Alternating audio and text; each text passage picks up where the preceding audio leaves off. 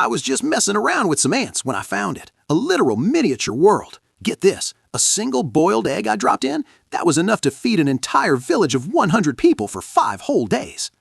From that day on, in their eyes, I became a god.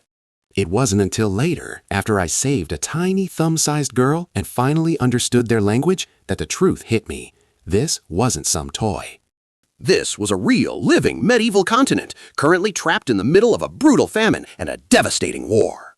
Right then, the girl I'd saved was clutching a busted wooden basket, desperately clawing at dried mud just to find some tree bark to eat. Finding a single wild leaf was like winning the lottery to her. She'd hide it away like treasure.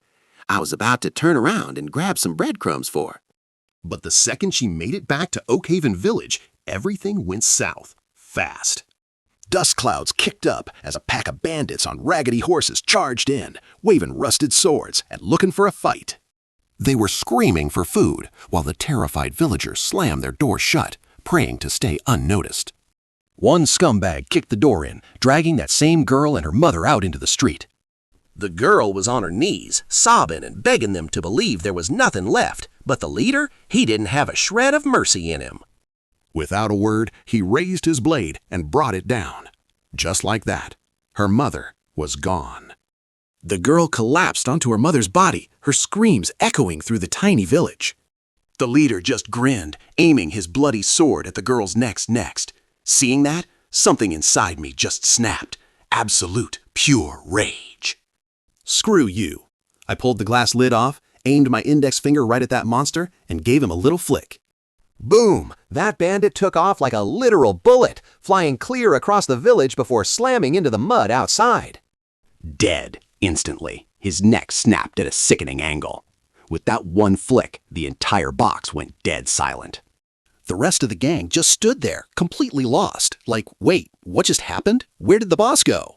They couldn't see me, obviously, so they turned their hateful eyes back to the girl. Is this your witchcraft? Another leader drew his sword, walking toward the girl with pure murder in his eyes. I just sneered. My finger reached back into the clouds. Aim and smack. The second leader went flying with a pathetic shriek. Every bone in his body shattered on impact. He was basically pasted into the dirt, motionless. The survivors lost their minds, scrambling around like terrified bugs. That's when the girl finally raised her head. Her gaze pierced through the cloud layer and locked right onto my eyes. It was a look of total despair, fear, and just a tiny spark of hope. She fell to her knees and bowed as low as she could. Almighty Lord, please save us. My heart sank. These weren't toys. These were real, living people. A few idiots were still trying to grab her, and that was it for me. Go to hell, all of you! I raised my right hand, palm wide, and slammed it down toward that group of thugs in the village.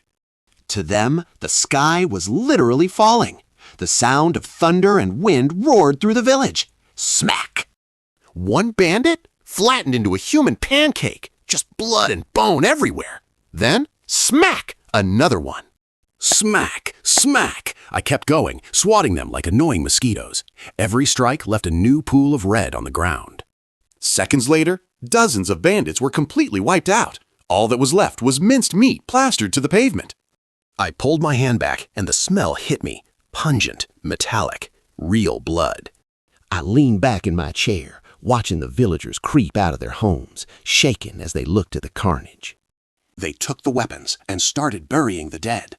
This box, it was a gateway to a real breathing world. After scrubbing my hands clean, I crashed. All those all-nighters, plus the adrenaline, I was out cold. When I finally opened my eyes again, it was already the next morning. I rolled out of bed and rushed to the box. There was Era back at it with her busted basket. Her footsteps were weak, almost floating. She was digging through the same dried-out dirt from yesterday, desperately looking for anything to eat. She was starving. I couldn't help it. I blurted out, "Man, this girl is really going through it." My voice hit her like a lightning bolt. She whipped her head back, her eyes crossing dimensions to lock onto my face once again. "Merciful, holy Lord!" She prostrated herself, shaking like a fallen leaf. "I'm so hungry. Please save me." She needs food? Easy. I sprinted to the kitchen, where I had 2 fresh hard-boiled eggs waiting in the pot. I grabbed one, cooled it down under the tap, and started peeling. Time for a feast. I leaned over the box and whispered, "Hey, little one, brought you some food." Her head snapped up, eyes wide with pure shock as she stared at the sky. I pinched a peeled boiled egg between my fingers and slowly reached into the miniature world. Gently placing it on the sand right in front of her. Her jaw literally hit the floor. She was completely, utterly floored. From her perspective, this wasn't just an egg. It was a legendary behemoth's egg, nearly 100 feet long and taller than a house. A massive, glowing white mountain of meat was blocking her path, radiating heat like a furnace. Terrified, she stumbled back, trembling and totally speechless. Is this really an egg? She stammered. I just chuckled. Go ahead, dig in. She gathered every bit of her courage and dove in, taking a massive bite of the white. A second later, she was grabbing the edges of the shell and burying her entire head into the yolk.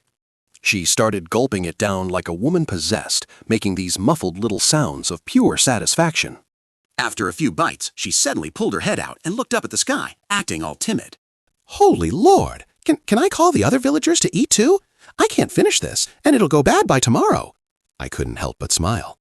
This girl seriously had a heart of gold. Go for it. Call them all over. She excitedly drew a cross over her chest, broke off a chunk of yolk the size of a boulder, and bolted back toward the village. Brother Garrick, Chief Thomas, everyone, come quick, there's food. Soon, every single person in the village was gathered around the giant egg. 40 pairs of eyes were bulging out of their heads. Old Village Chief Thomas was actually shaking, his beard twitching in disbelief. Is this truly a gift from the heavens? Garrick, the village strongman, took a bite and nodded like crazy. It's so good. I've never tasted anything this amazing in my entire life. The chief didn't waste any time. Garrick, get a knife, slice it up. Every family gets a massive piece. No fighting. The villagers, clutching broken wooden basins and cracked clay bowls, joyfully started carving away at the feast. Even after everyone got their fill, more than half of that giant egg was still sitting there. They couldn't even budge it. Worried it would rot and ruin their air, I reached in, scooped up the leftovers, and tossed them into my trash can.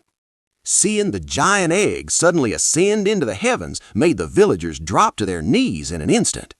All 40 of them shouted amen in unison, but I shook my head. This wasn't enough. Living off nothing but boiled eggs? That's zero nutrition. I threw on some clothes and sprinted to the supermarket. I grabbed a huge bag of premium oats, some coarse wheat seeds, 2 pounds of thick-cut bacon, some massive cabbages, and a big bag of salt. Back home, I tore open the grain bag and grabbed a handful of plump wheat seeds. The smell of fresh wheat was incredible. I grabbed my magnifying glass and aimed it at the girl's tiny, broken-down shack. It was completely empty inside. Honestly, a little depressing. I cupped my hands like a funnel, aimed right for the hole in her roof, and flicked my wrists. The stark white wheat poured down like a literal waterfall. Rustle, rustle, rustle. In the blink of an eye, half her house was packed tight with these massive, legendary-looking grains. I clapped my hands, feeling pretty satisfied, and pulled up a stool to watch the reaction. At dusk, the girl returned home carrying a basket of tree bark and wild weeds. She unlatched her broken door, and then... Boom! A flash flood of wheat burst through the entrance like a tidal wave. To her, every single grain was a 500-pound boulder. A literal mountain of food was about to bury her alive. She didn't even have time to move. Seeing she was about to be crushed, I reached in and gently blocked the pile with my hand. The sliding momentum of the giant wheat slowed down just in time. But she still tripped and ended up slumped against a massive grain. She turned her head, terrified, and saw my smiling face flash across the sky. She realized it instantly. The Holy Lord was playing a little joke on her. Sitting in the pile of wheat, she stroked a grain thicker than her own leg and just started laughing her heart out. For a moment, even the pain of losing her mother seemed to fade away. The neighbors heard the noise and came running. Garrick rushed over, struggled to push aside a few of the boulders, and pulled the girl out of the pile. The village chief looked at the massive wheat grains scattered everywhere, rubbing his hands together in pure excitement. Goodness, we'll have to chop these open before we can even boil them. What a gift from the gods. But just as the mood hit a high, an arrogant, angry shout echoed from the village entrance.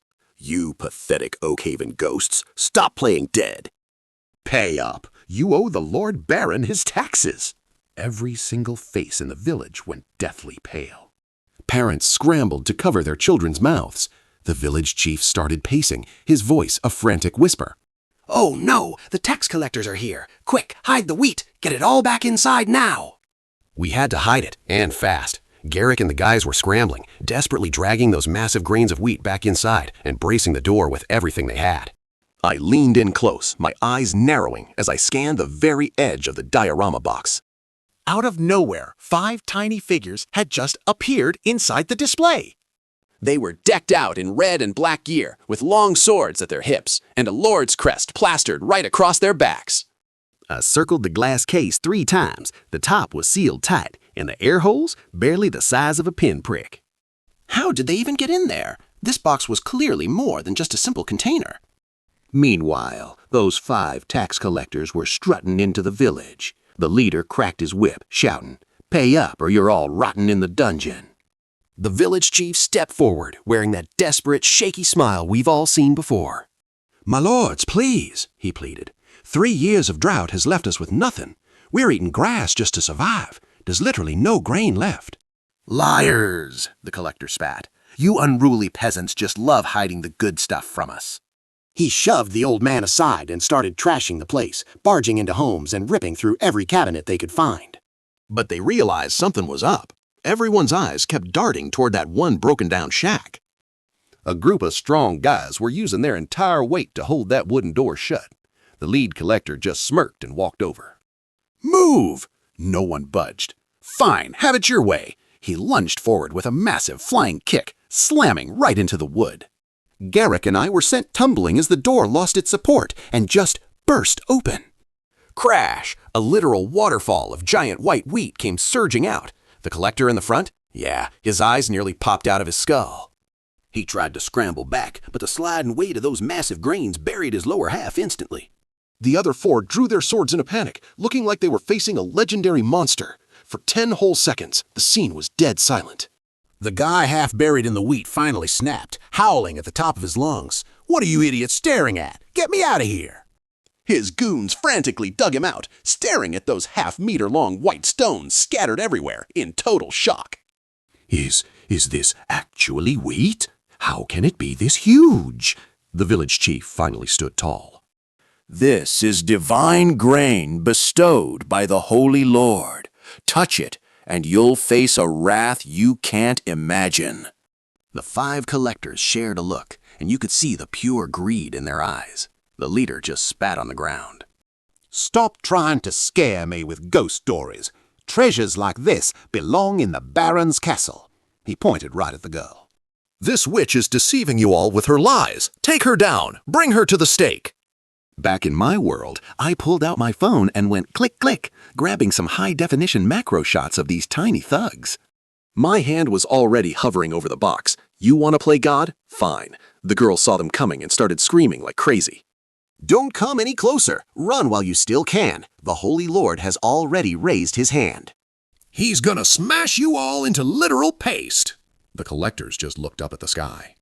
It was a clear, cloudless day, not even a bird in sight. Stupid girl, still trying to play tricks?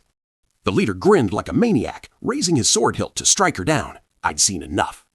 I reached in with my index finger and thumb, like I was picking up a flea, and pinched that guy's shoulders with precision.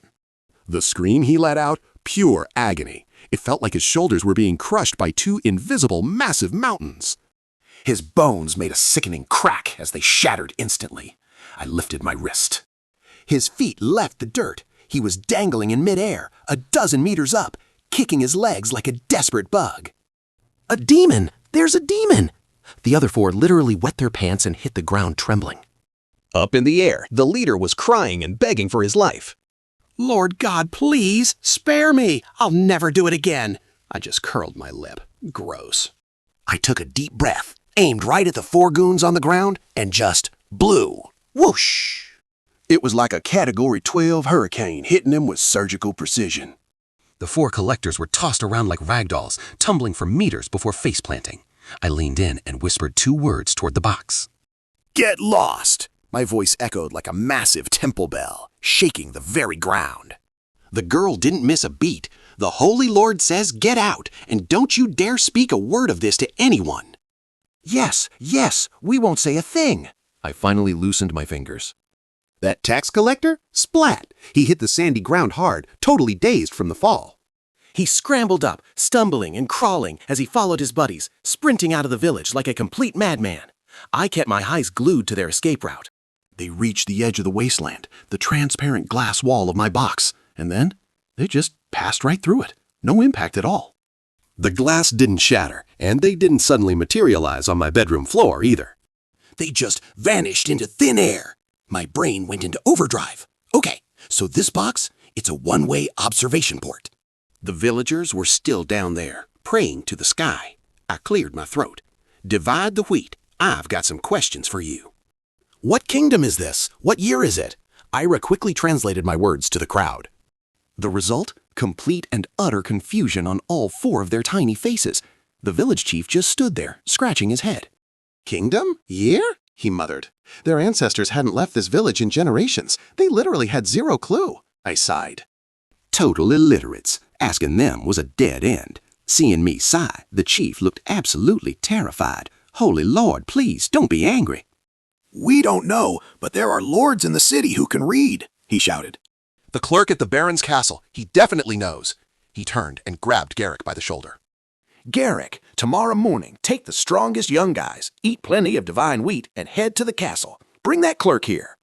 If he won't come, knock him out with a club and carry him back. We absolutely cannot let the Holy Lord down. Garrick thumped his chest. Leave it to me. Wow, kidnapping an NPC? This plot just got hardcore. I turned off the light and crashed. 7 a.m. the next morning, first thing I did was check the box. There was Garrick, leading 3 strong young guys, all of them squatting by the village gate.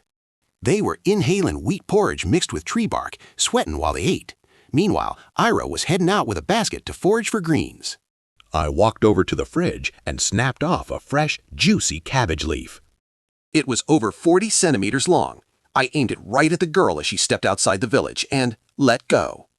That gigantic leaf drifted down, literally blotting out the sun. To her, it was a massive emerald canopy, 300 meters long, crashing down like a mountain. But by now, she was used to my miracles. She just knelt down, said a quick prayer, and started screaming at the top of her lungs for the whole village to come share the vegetable. Once they weren't starving, the villagers actually started getting busy. Sewing, pottery, blacksmithing. One old man even started carving wooden bowls. I watched it all, totally fascinated. Suddenly, Ira hauled a bucket of water into her house and slammed the doors and windows shut. But there was a massive hole in her thatched roof. My heart skipped a beat. I grabbed the magnifying glass and aimed it right at that hole. Ira was standing on some old wooden boxes, poking her head out to look up. Our gazes collided, literally across dimensions. Her face went bright red instantly. A total deer in headlights moment. She bolted out the door, terrified, and ran straight to the chief. I leaned in and heard him whispering a scolding. It's a blessing the Holy Lord noticed you. Even if he wants you as a handmaiden in the divine realm, you obey. Ira was shaking, but she actually went back inside and started, taking off her clothes. I looked away immediately. I might be a god here, but I'm not a peeping Tom. Besides, these people were all skin and bones. Priority 1, helping them survive. On the other side of the box, Garrick and his crew had sneaked all the way to the market town. They clearly hadn't seen much of the world. They were just shivering by the stone bridge. Right then, a fat guy in fancy robes got kicked out of the castle by 2 guards. He was howling at the top of his lungs. Lord Baron, I was only trying to help you. He started shouting some Latin phrase about killing the goose that lays the golden eggs. Garrick's eyes lit up. That's him, the clerk the chief mentioned, Barnaby. After his beating, Barnaby limped into an alley. He barely took 2 steps before Garrick blocked his path with a massive club. The other 3 closed in behind him. Terrified, Barnaby threw his hands up. Wait, I was just speaking up for you commoners. He started quoting the Bible, trying to save his skin. Garrick just scratched his head. Don't care. You're coming to Oakhaven. If you won't walk, we'll just carry you. Crack! One heavy blow to the back of the head. Barnaby's eyes rolled back and he hit the dirt. Target secured. the boy muttered. This guy wouldn't shut up, seriously annoying, so I didn't hold back and just knocked him cold. The four of them hauled the unconscious clerk up and booked it toward the city limits. But then, bad luck, they ran straight into a sheriff's patrol squad. Poor Garrick was shaken like a leaf, his legs practically turned into jelly. Wait, I recognize that guy. Wasn't he the same tax collector who tried to shake down the village yesterday before I literally pinched him into midair?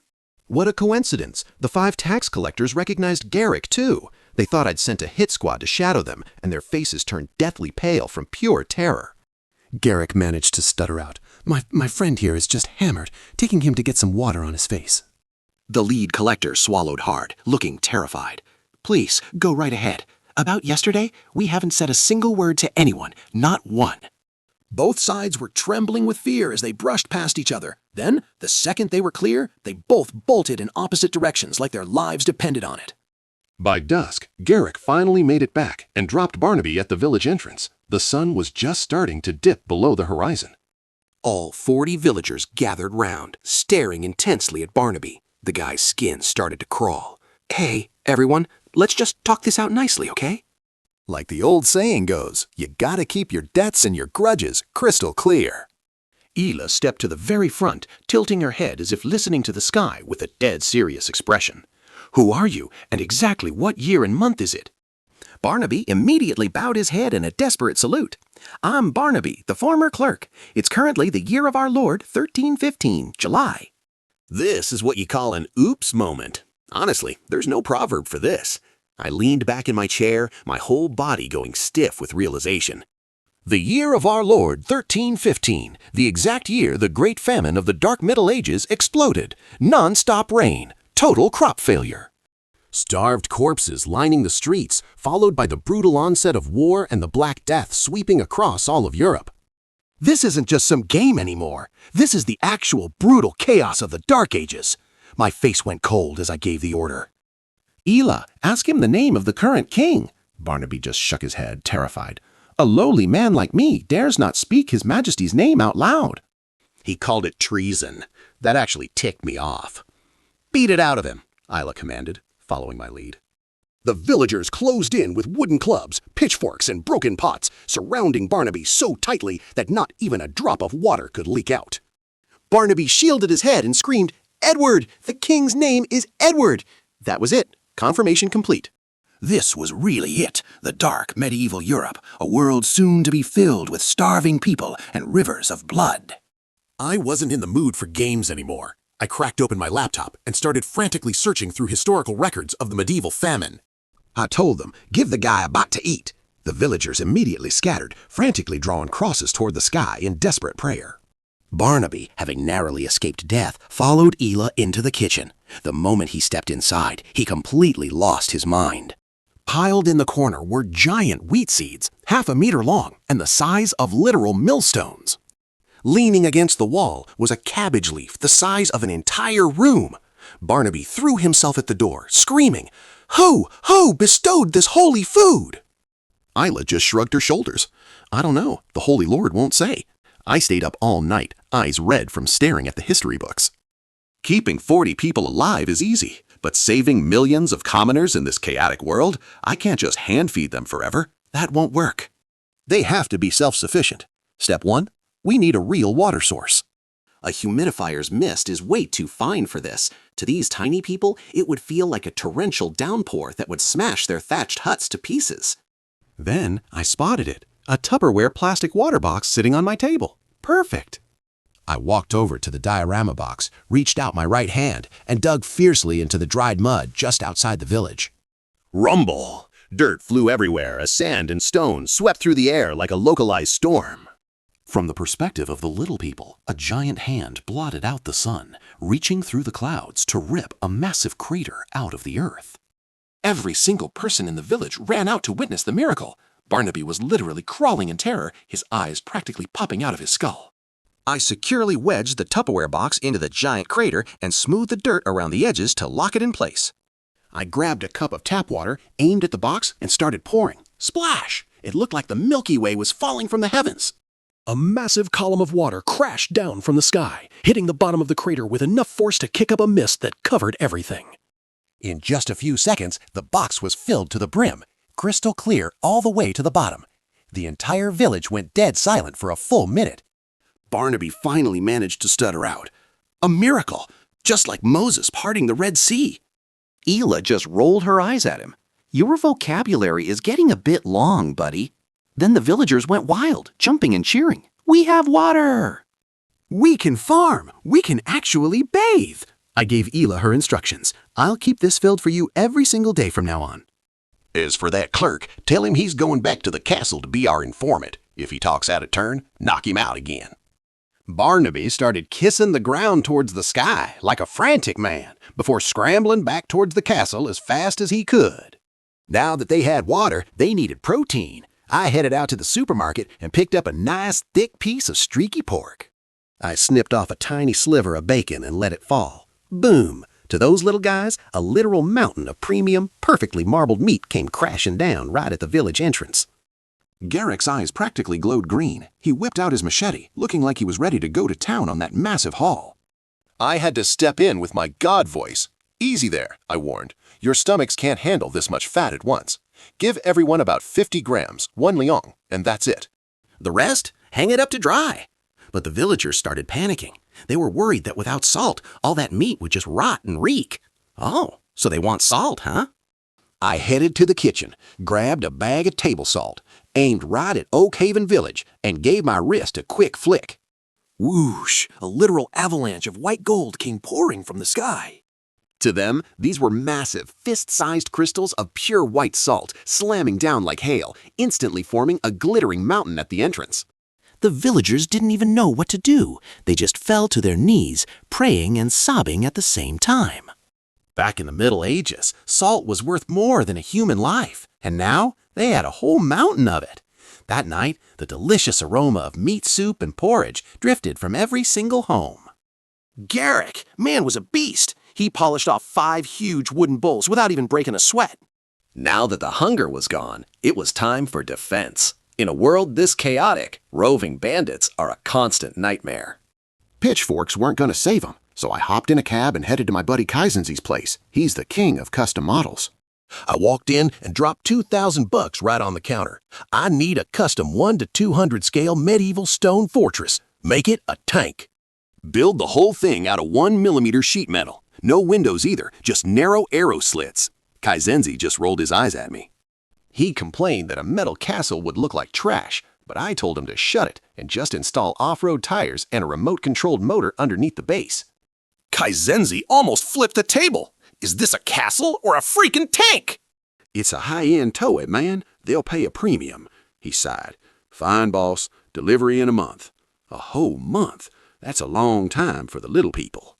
While he worked, I had to pay the bills. I ground out some game concept art for 5 days straight and pocketed $3,000 to keep the lights on. But when I finally finished my draft and looked back at the diorama box, I was completely floored. The water level in the Tupperware container had dropped by half a foot. Half a foot! In their world, that's thousands of tons of water just gone overnight. I scrambled to check the security footage immediately. 2 a.m. A group of starving, skeletal refugees carrying wooden buckets sneaked into Oak Haven under the moonlight. They filled their buckets and ran, making 3 desperate trips before vanishing right before the sun started to come up. Once daybreak hit, the villagers spotted the footprints. Garrick grabbed a club, absolutely fuming. How dare they steal the divine water from the Holy Lord? I'll beat these thieves to death. I jumped in immediately to stop the madness. Don't pursue them, I commanded. Those are just refugees from other villages who are dying of thirst. This little bit of water is nothing to me. I can refill that pond whenever I want. Just like that, their rage turned into worship. But at 3 a.m. the next night, I was ready with my takeout, staring at the edge of the box. Sure enough, the water thieves showed up again. The leader was this rugged guy with a thick black beard. He led dozens of people to the edge of the pond, and their jaws just hit the floor. The water level they'd drained the night before? It was completely full again. Blackbeard hissed at them. Who cares where it comes from? Just fill the buckets and keep quiet. They were face down in the water, drinking like they'd never seen it before. Seeing them that desperate, it honestly broke my heart. I wanted to give them some wheat, but a single grain of my wheat would be like a massive boulder to them. It'd scare them half to death. So, I went to the kitchen and tore open a bag of high-grade refined flour instead. I took just a tiny pinch, even magnified 200 times. This stuff just looks like slightly large white beads. I held my breath and carefully reached my hand into the box while they were all busy drinking. I gently rubbed my fingertips together, letting the flour fall into the mud right behind them. Suddenly, a hill of snow-white spheres appeared out of nowhere. Blackbeard grabbed his carrying pole and turned around to leave. And he just froze. His buckets hit the ground with a loud clang, water spilling everywhere, but he didn't even notice. He stared at that mountain of flour like his eyes were about to pop right out of his head. His people started panicking. "Boss, the water spilled!" they cried, but he just whispered, "Shut up. Look behind you." Dozens of refugees turned around at once. It was like someone had hit the pause button on the whole world. Blackbeard scrambled over, grabbed a white sphere, and shoved it in his mouth. "It's flour! Pure, top-grade white flour!" He let out a shaky, muffled roar, trembling all over. "It has to be the people from Oak Haven. They must have left this for us." They caught us red-handed stealing water, but instead of calling us out, they actually shared their food. The group was so overwhelmed they were literally wiping away tears. They dumped the water and started packing the flour into their wooden buckets instead. If anyone so much as spilled a single grain, they'd pay for it with their lives. Those refugees scrambled to pour the water back into the pond, wiped the buckets bone dry, and carefully filled them with the flour. Right before they headed out, Blackbeard dropped his carrying pole and gave a deep, respectful bow toward Oak Haven Village, hand over his heart. "I, Rowan, won't forget this gift. I'll make sure to pay you back in the future." Hearing that name, my brain started buzzing. Blackbeard Rowan. I scrambled to my computer and pulled up those medieval records I'd been checking out a few days back. This was the guy, the spark that started the massive peasant uprising that tore the whole kingdom apart. The first flame of a chaotic era, the ancestor of the rebel army that sent the king's soldiers running scared time and time again. And here he was, the legendary Blackbeard himself, leading a water heist and getting fed by my handful of flour. Talk about insane. I watched Rowan disappear into the distance, my skin crawling. The leader of the entire rebellion was literally in the next village over. The Baron's head was basically on the chopping block already. The flames of war were about to ignite. The uprising was gonna hit Oak Haven Village fast, and my custom sheet metal castle, that wouldn't arrive for another month. I couldn't wait that long. Distant water doesn't put out a fire right in front of you. I needed to gear up the village for defense right now. I scanned my room like a madman. Then I saw it, on the coat rack, a rusted, jagged piece of scrap metal. In the corner of my desk was a box of old Lego bricks. I couldn't help but smirk. I choose you. I grabbed that barbed scrap metal and a handful of Legos, stepped up to the diorama, and gave a cold laugh. "Hey, Brother Rowan." Since the chaos is about to begin, I'm going to give Oak Haven some hardcore modern tech and some serious brute force. The sky was just starting to lighten when I pushed open my door, gripping that strip of metal I'd ripped off the coat rack. It was barely 10 centimeters long and 0.3 millimeters thick. I aimed it at the empty ground inside the box and just let it go. Boom! To the tiny people inside, a massive black iron plate, 20 meters long and 60 centimeters thick, smashed into the dry earth with a deafening thud. The dust cloud it kicked up was easily 3 stories high. Absolutely wild. Ira looked up, her little face totally flushed. "Holy Lord, are we eating iron plates today? I can't bite into this." I just laughed. Always thinking about your stomach. This is for your armor, kid. Brand the blacksmith ran over, circling the giant slab and clutching his head in stress. "This thing is huge! My broken furnace can't even begin to melt this down. Enough talk." I reached both hands down through the clouds. I grabbed that thin metal strip, twisted it back and forth, and gave it a hard snap. Crack! The metal snapped. Again and again. The villagers stood there, eyes wide, their entire world shaking. From their perspective, 2 invisible giant hands were casually reaching out of the sky, blotting out the sun, and tearing that 60-centimeter thick iron plate into dozens of pieces like it was a dry biscuit. The divine power was overwhelming. Everyone's knees went weak. They were ready to kneel again. I commanded them in a deep voice, "Get this to the forge, now." Roving bandits are going to be everywhere soon. We don't have time to waste. Every young man needs a set of armor. Grab those captured swords and defend this village with your lives." Everyone scrambled to gather firewood to start the furnaces. While they were busy, I pulled out a basket of dusty Lego bricks. Click, click, click. My hands were moving at lightning speed, snapping together a long, multicolored strip. I lifted it up, aimed it at the edge of the village, and pressed it deep into the sandy ground. I looped it all the way around, leaving just one gap for a gate. The ground shook violently. Thunder rolled through the air. The villagers looked up and their jaws hit the floor. A massive, colorful city wall had literally risen from the dirt, sealing the entire village shut. Ira climbed to the top of the wall and raised her arms, shouting, "The Holy Lord gave us a wall!" "Quick, everyone! Get some wood and make the gates! We have to be ready to defend against the thieves!" The villagers were fired up, chopping down massive trees with everything they had. They tried to tie the logs together to make a heavy wooden gate, but they failed almost immediately. The grass ropes they made by hand kept snapping like twigs. Hours of hard work gone in a second.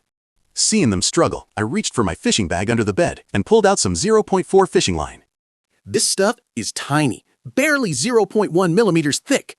But inside that box, magnified 200 times, it was a 2-centimeter thick cable. I snipped off a section and let it fall into the village. Use this. To them, a transparent crystal-like rope was descending from the heavens. The villagers were hacking away with everything they had. Knives, dull blades, didn't matter. They were sweating bullets, sawing frantically, just trying to make a single dent in the thing. A group of the strongest guys grabbed both ends and pulled with every ounce of strength in their bodies. But it didn't budge, not even an inch. The stuff was tougher than hemp ropes 3 times its size. They started whispering, "Is this a divine noose sent from an angel?" "Are we gonna be cursed if we cut heaven's rope?" they cried. I just rolled my eyes. "Cut the superstitions and get back to work," I snapped. "It's just a toy. Now move." Thanks to that divine rope, those massive wooden gates were tied tight in no time. The village's hardware finally looking up to standard. But the hardware was only half the battle. We needed brains. I sent Garrick into the city to track down Barnaby, the clerk the Baron fired, and bring back some real technical talent. Just as Garrick reached the market town, everything went south. The entrance to the Baron's castle? Boom! Absolute chaos. Barnaby was right there in the middle of it, cornering a guard he knew to get the inside scoop. The guard leaned in, whispering through gritted teeth. The Baron sent collectors to Clearwater Town to squeeze every last cent of taxes out of them. Since there was no grain left, they just straight up robbed the peasants of their winter wheat seeds. Barnaby's blood ran cold. Stealing seeds is a death sentence for farmers, and Clearwater had a man named Rowan, and he wasn't the forgiving type. This wasn't just a tax hike. This was the spark for a full-blown rebellion. He bolted back home, nearly slamming into Garrick at the door. When he heard Oakhaven was building iron armor to fight off thieves, it all clicked. Barnaby realized the Holy Lord had seen this coming all along. Rowan was going to revolt, and we were the only ones ready. No time to waste. He grabbed his wife, his daughter, even the help, and shoved them toward Garrick. Get them to Oakhaven, seek the Holy Lord's protection, and run. Garrick, bless his simple soul, didn't ask questions. He just grabbed the women and children and started sprinting back out of the city like a madman. But as they cleared the gates on the northwest hillside, the world exploded into motion. Hundreds of men, faces smeared with charcoal, came charging out of the shadows with pitchforks and flails raised high. At the front, Blackbeard Rowan himself. "That heartless tyrant stole our lifeblood," he roared. "Who's with me? To the castle!" Charge! The fire was lit. A wave of angry refugees swarmed the gates like starving dogs, heading straight for the throat of the castle. The elite guards, terrified, they ditched their gear and dove headfirst into the nearest stinking ditch to play dead. The entire market town devolved into a living nightmare, pure hell on earth. But Barnaby didn't run. He ditched his fancy robes for rags, messed up his hair into a bird's nest, and vanished into the crowd. Hugging the shadows of the walls, he slipped through the chaos and sneaked into the dark alley of the artisans. He pounded on the door of Cedric, the most legendary master blacksmith in the city. "The rebels are hunting nobles. Come with me. I'm taking you to a lord who can actually protect us." "I promise you'll finally be a free man." Now Cedric had been a lowly servant for generations. Hearing he could finally be free, his eyes lit up with a desperate red fire. Let's do it! Amidst the screaming and the fighting, the two of them ghosted out of town and headed straight for Oakhaven Village. Meanwhile, Garrick was escorting Barnaby's wife, Lady Beatrice. This woman was, well, pampered, and she was complaining every single step of the way. But when she finally reached the village entrance and caught her breath, she froze, dead in her tracks. Towering walls that looked like they touched the sky, rows of bacon as far as the eye could see, and a pool so clear it looked like a giant diamond. Ilera just walked up and handed her wheat grains the size of a fist and salt crystals that looked like pure gems. Eat up, a gift from the Holy Lord. Beatrice started shaking, pure, unadulterated shock. Right then, some villagers were struggling to haul up the massive new city gates. Someone slipped. Suddenly, a 1,000-pound slab of solid wood was tilting, falling right toward the old village chief. He was a goner. Back at my screen, I didn't even blink. I just reached out my left hand and tapped the bottom of the door with my index finger.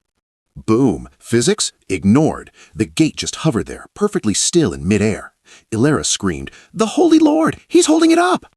Move it, now! Beatrice watched this invisible giant hand perform a literal miracle right before her eyes. Her legs gave out. She hit the mud, shaking, frantically drawing crosses over her heart. The Almighty Lord has manifested. I am blessed, blessed for 3 lifetimes. This lady had been a devout Catholic her whole life, but in 1 second, she became my most hardcore ride-or-die fanatic. As the sun dipped below the horizon, Barnaby finally showed up with Cedric in tow. Cedric took one look at the workers feasting on meat soup and thick porridge, then at those massive walls, and his eyes just sparkled. This was the place. This Lord's power was on a whole different level, absolutely terrifying. I just sat there outside the box, slurping down some pork noodles while looking down at them like a literal god. Yo, Cedric, you think you can build firearms? I asked him through the IRA system. Cedric puffed his chest out, looking incredibly arrogant. This guy had been working in the Royal Armory since he was just a kid. Hand cannons? Total piece of cake. Whatever the great Lord wants, I can forge it, he boasted. Talk is cheap, so I put down my chopsticks and pulled out a printed A5 paper. I aimed at the empty space behind the city gate and let it go. Whoosh! A massive white canopy, bigger than a whole pond, came crashing down. The wind kicked up so much dust that the villagers grabbed their bowls and bolted in fear. Printed crystal clear on that paper, a precision blueprint for a modern breech-loading rifle. Even the part's disassembly was perfectly detailed. This was the ultimate weapon I'd found, something a master blacksmith could actually forge by hand.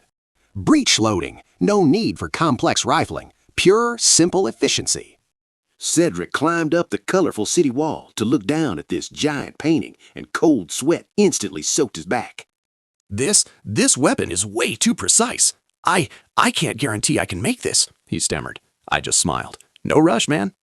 I'll give you a few years to slowly hammer it out. Get it done, and I guarantee your dreams come true.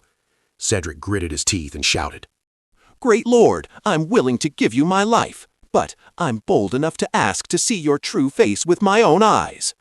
I pointed outside the wall. Jump down and you'll see. Cedric closed his eyes and took a leap of faith off that high wall. I flipped my palm and caught him perfectly. He slid through the air right in the palm of my hand, experiencing a literal angelic reception from his god. When he finally landed, the blacksmith fell straight to his knees, slamming them hard against the ground. I'll give everything for this. I will forge it, Lord. I swear it. I picked up an empty Pepsi can from my table and snipped it in half with some scissors. I cut out a tiny doorway, flipped it over, and slapped it down onto the empty village ground. Boom! A loud noise, and the earth literally trembled. A massive blue metal roundhouse with reversed English letters rose from the dirt. Live here for now. We'll swap it for a stone house later. At this point, the villagers were just numb to the magic. Lady Beatrice was literally kissing the mud until her forehead was almost bruised. Night fell. I turned off my desk lamp and browsed some forums by the soft glow of my computer screen. Suddenly, noise erupted from the edge of the box. Hundreds of people with torches and wooden carts stopped right outside the Lego-style wall. The dark-faced man in the lead, none other than Blackbeard Rowan himself. He just chopped off a baron's head and looted the castle's granary. On his escape route, he made a detour just to repay me for the flour. Rowan shouted up to the top of the wall, "Brothers of Oakhaven, I brought 2 carts of grain to return the favor." I frowned. Accepting stolen grain from nobles? That's a one-way ticket to getting labeled a rebel. Fragile little Oakhaven couldn't survive the king's army, but before I could even give an order, Barnaby climbed right up the wall. He spoke like a seasoned veteran of the underworld. "Leader Rowan, we appreciate the vibe, but you're on the run for your life. These 2 carts of grain are your only capital to stay alive. They mean nothing to us, but everything to you. Keep 'em." Hearing this, Rowan's crew chimed in, trying to talk some sense into him. Rowan was a straightforward guy, though. He placed his hand over his heart in a salute. "The kindness of this noble village, I'll remember it. May God bless you. Farewell." Before they left, Barnaby suddenly asked what happened to the women in the castle. Rowan's entire body went stiff. He glared angrily at the men beside him and just walked away, his face full of shame. In these chaotic times, you don't need a genius to guess what happens when noble women fall into the hands of a rioting mob. Once the rebels left, Barnaby absolutely laid into the villagers. "With a wall this high, why is nobody on guard? No torches at night? You wouldn't even know if bandits snuck up and slit your throats in your sleep." The village chief looked deeply troubled. "Torches need oil, Barnaby. We can't even afford to eat. Where would we get oil?" Barnaby just sneered.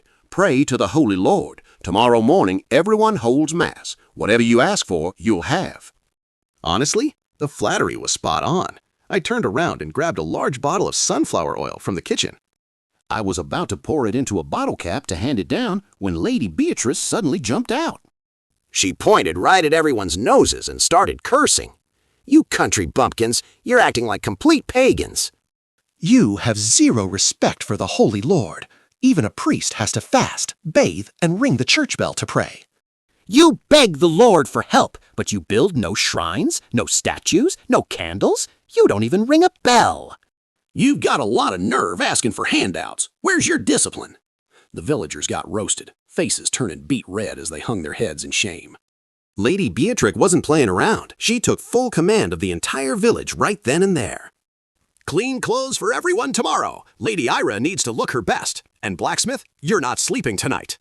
Forge a massive copper bell by dawn. We're doing the full holy ritual. Watching from above, I almost burst out laughing. Honestly, this whole medieval religious fanaticism thing was actually pretty handy for keeping everyone in line. These tiny people have such quiet voices. If I wasn't paying close attention, I couldn't hear a single word they said. But if they rang a giant bell to get my attention, that's basically like getting a custom notification on my phone. I grinned and put the sunflower oil away. Change of plans, no oil for you guys tonight. I'll wait until tomorrow morning to see what kind of performance you've put together for me. I capped the bottle, kicked back in my chair, and watched the glow of the tiny forge inside the box. Best investment ever. Can't wait to hear how loud this exclusive medieval ping is going to be tomorrow. The next morning, I was deep in a dream when, clang, a massive racket jolted me wide awake. Just a brutal sound of metal on metal. I rubbed my eyes and peeked into the diorama. Holy wow! All 48 villagers were lined up in perfect formation, looking like a tiny army of squires and peasants. Beatrice had gone all out on Ira. She looked like a mini Joan of Arc in a pure white robe and flower crown. Total main character energy. In our world, Hollywood agents would be fighting each other to sign her on the spot.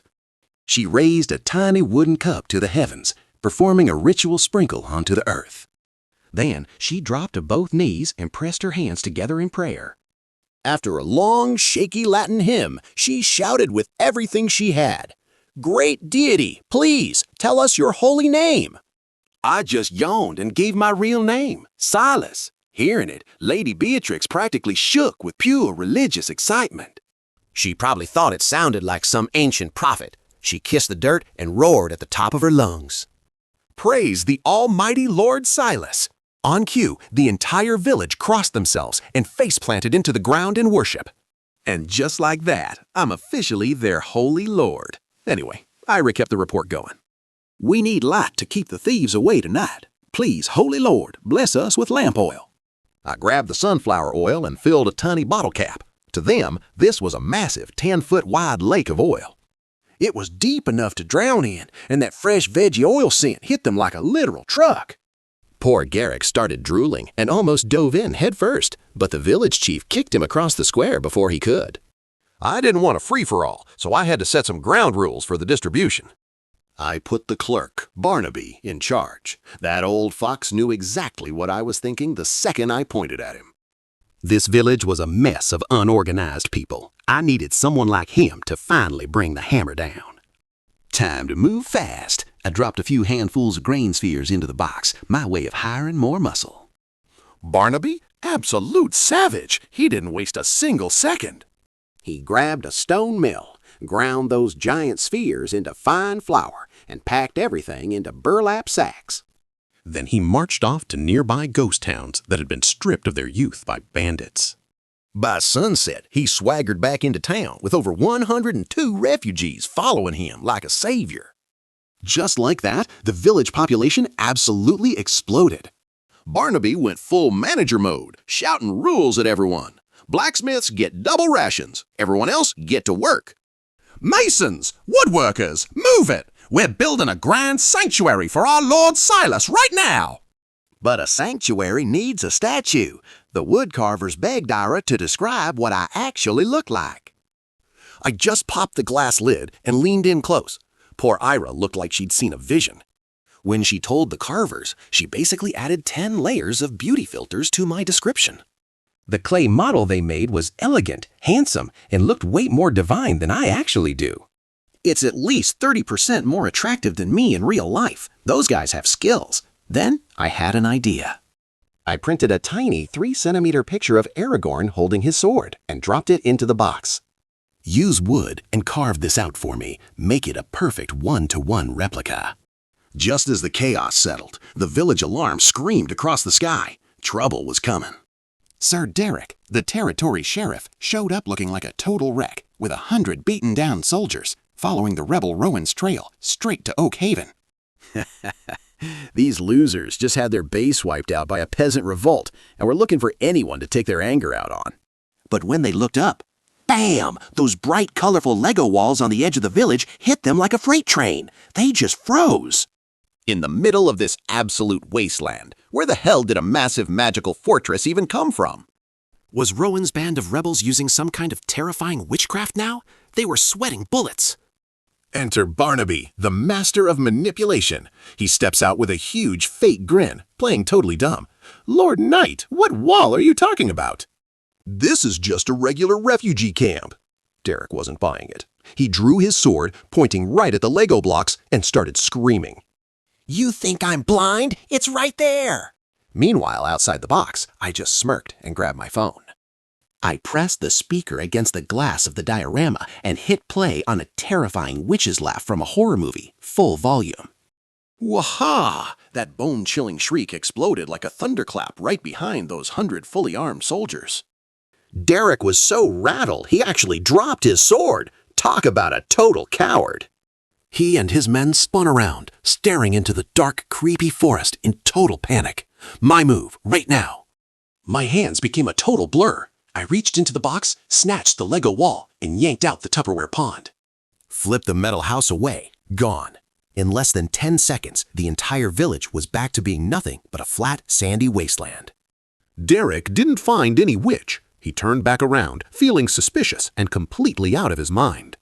The next second, he froze. It was like he'd been hit by lightning. His lips were literally shaking. The fortress! Where's the fortress? It was right here. Barnaby just let out this creepy, wide smile, looking exactly like a cultist hearing demonic whispers. Lord Knight, you've been hunting rebels for way too long. The witches in the woods must be messing with your head. There's no wall here. Why not come inside the village and rest for a while? Derek looked at the villagers kneeling and praying. Between that and the witch's laugh, he was done. There are demons here! God help us! He scrambled onto his horse and bolted into the desert with his soldiers like their lives depended on it. Once they were gone, I gave a quick wave. The Lego walls, the pond, the house, everything came falling from the sky. Boom! Everything slammed right back into place exactly where it belonged. The new refugees watched the whole thing and just hit the ground, kissing the dirt. Their faith in me absolutely maxed out. A few days later, it's a total furnace, nearly 40 degrees Celsius. One refugee working on the sanctuary just collapsed, foaming at the mouth. I saw it happening and turned around.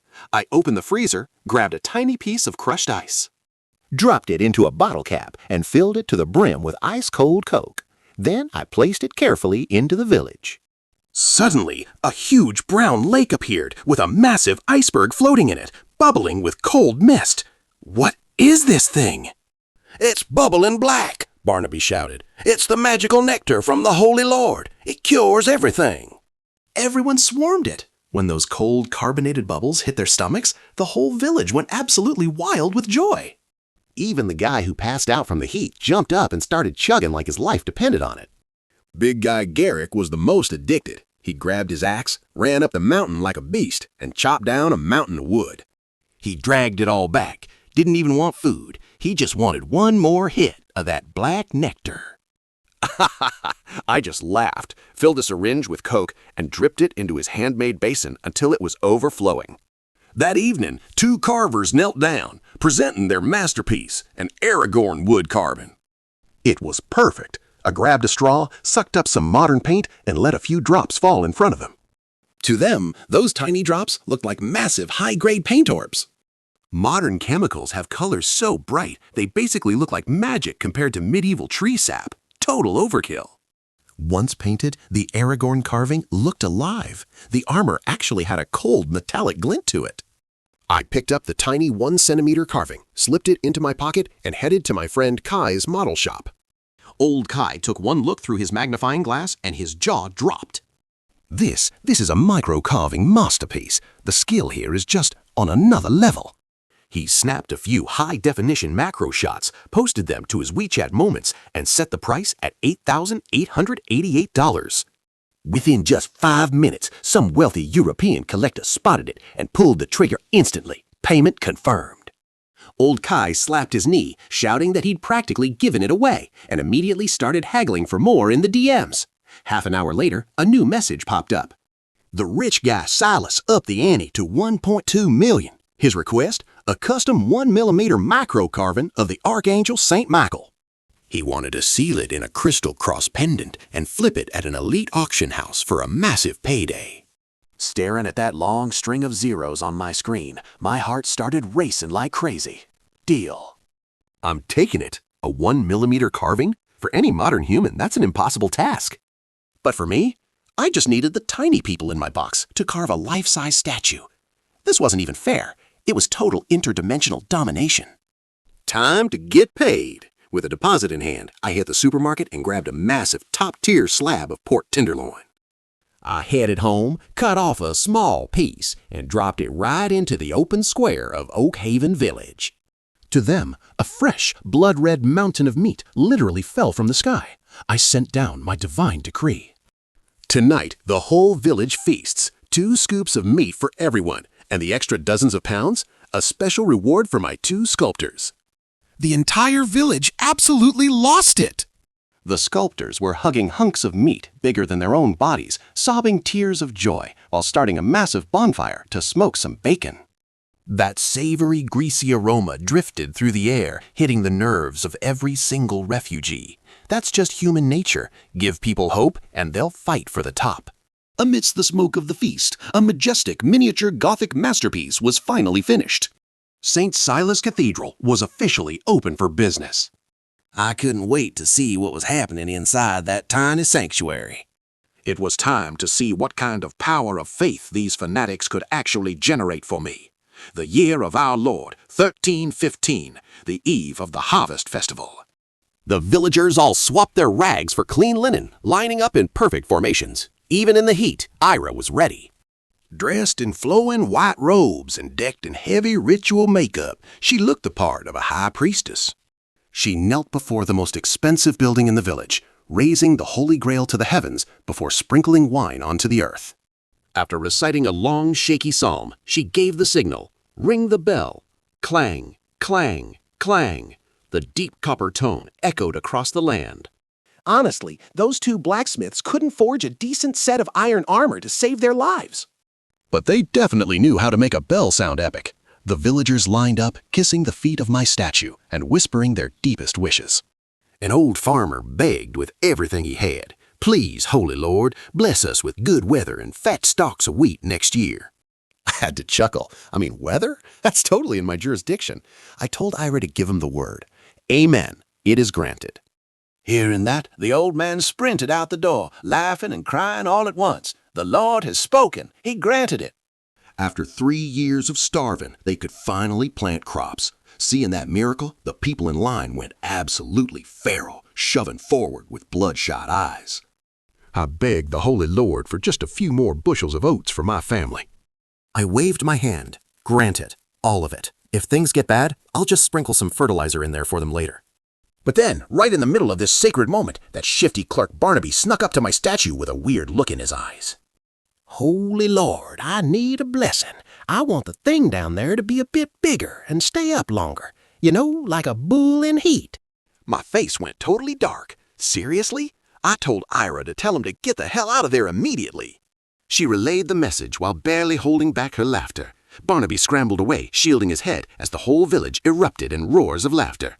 But just as the vibes were peaking, the sentry on the wall started ringing the alarm bell like his life depended on it. Company's coming. There's a huge crowd outside. I stood up straight and looked deep into the box. I could only see about 500 meters around the village, but the guys on the wall had a view for miles. Suddenly, a brutal chase scene burst into my field of vision. A massive group of refugees, dragging their kids along, were running for their lives and screaming in terror. Right on their heels was a pack of forest bandits, swinging battle axes and long swords. It was a bloodbath, steel flashing, blood spraying everywhere. The slow ones were hacked down where they stood. My villagers had never seen a real massacre before. Their legs literally turned to jelly from pure fear. Barnaby roared at the top of his lungs. Grab your weapons, pot lids, pitchforks, axes, whatever you've got. Get on that wall now. At the very front of the chaos, a lone carriage came bumping toward the city gates.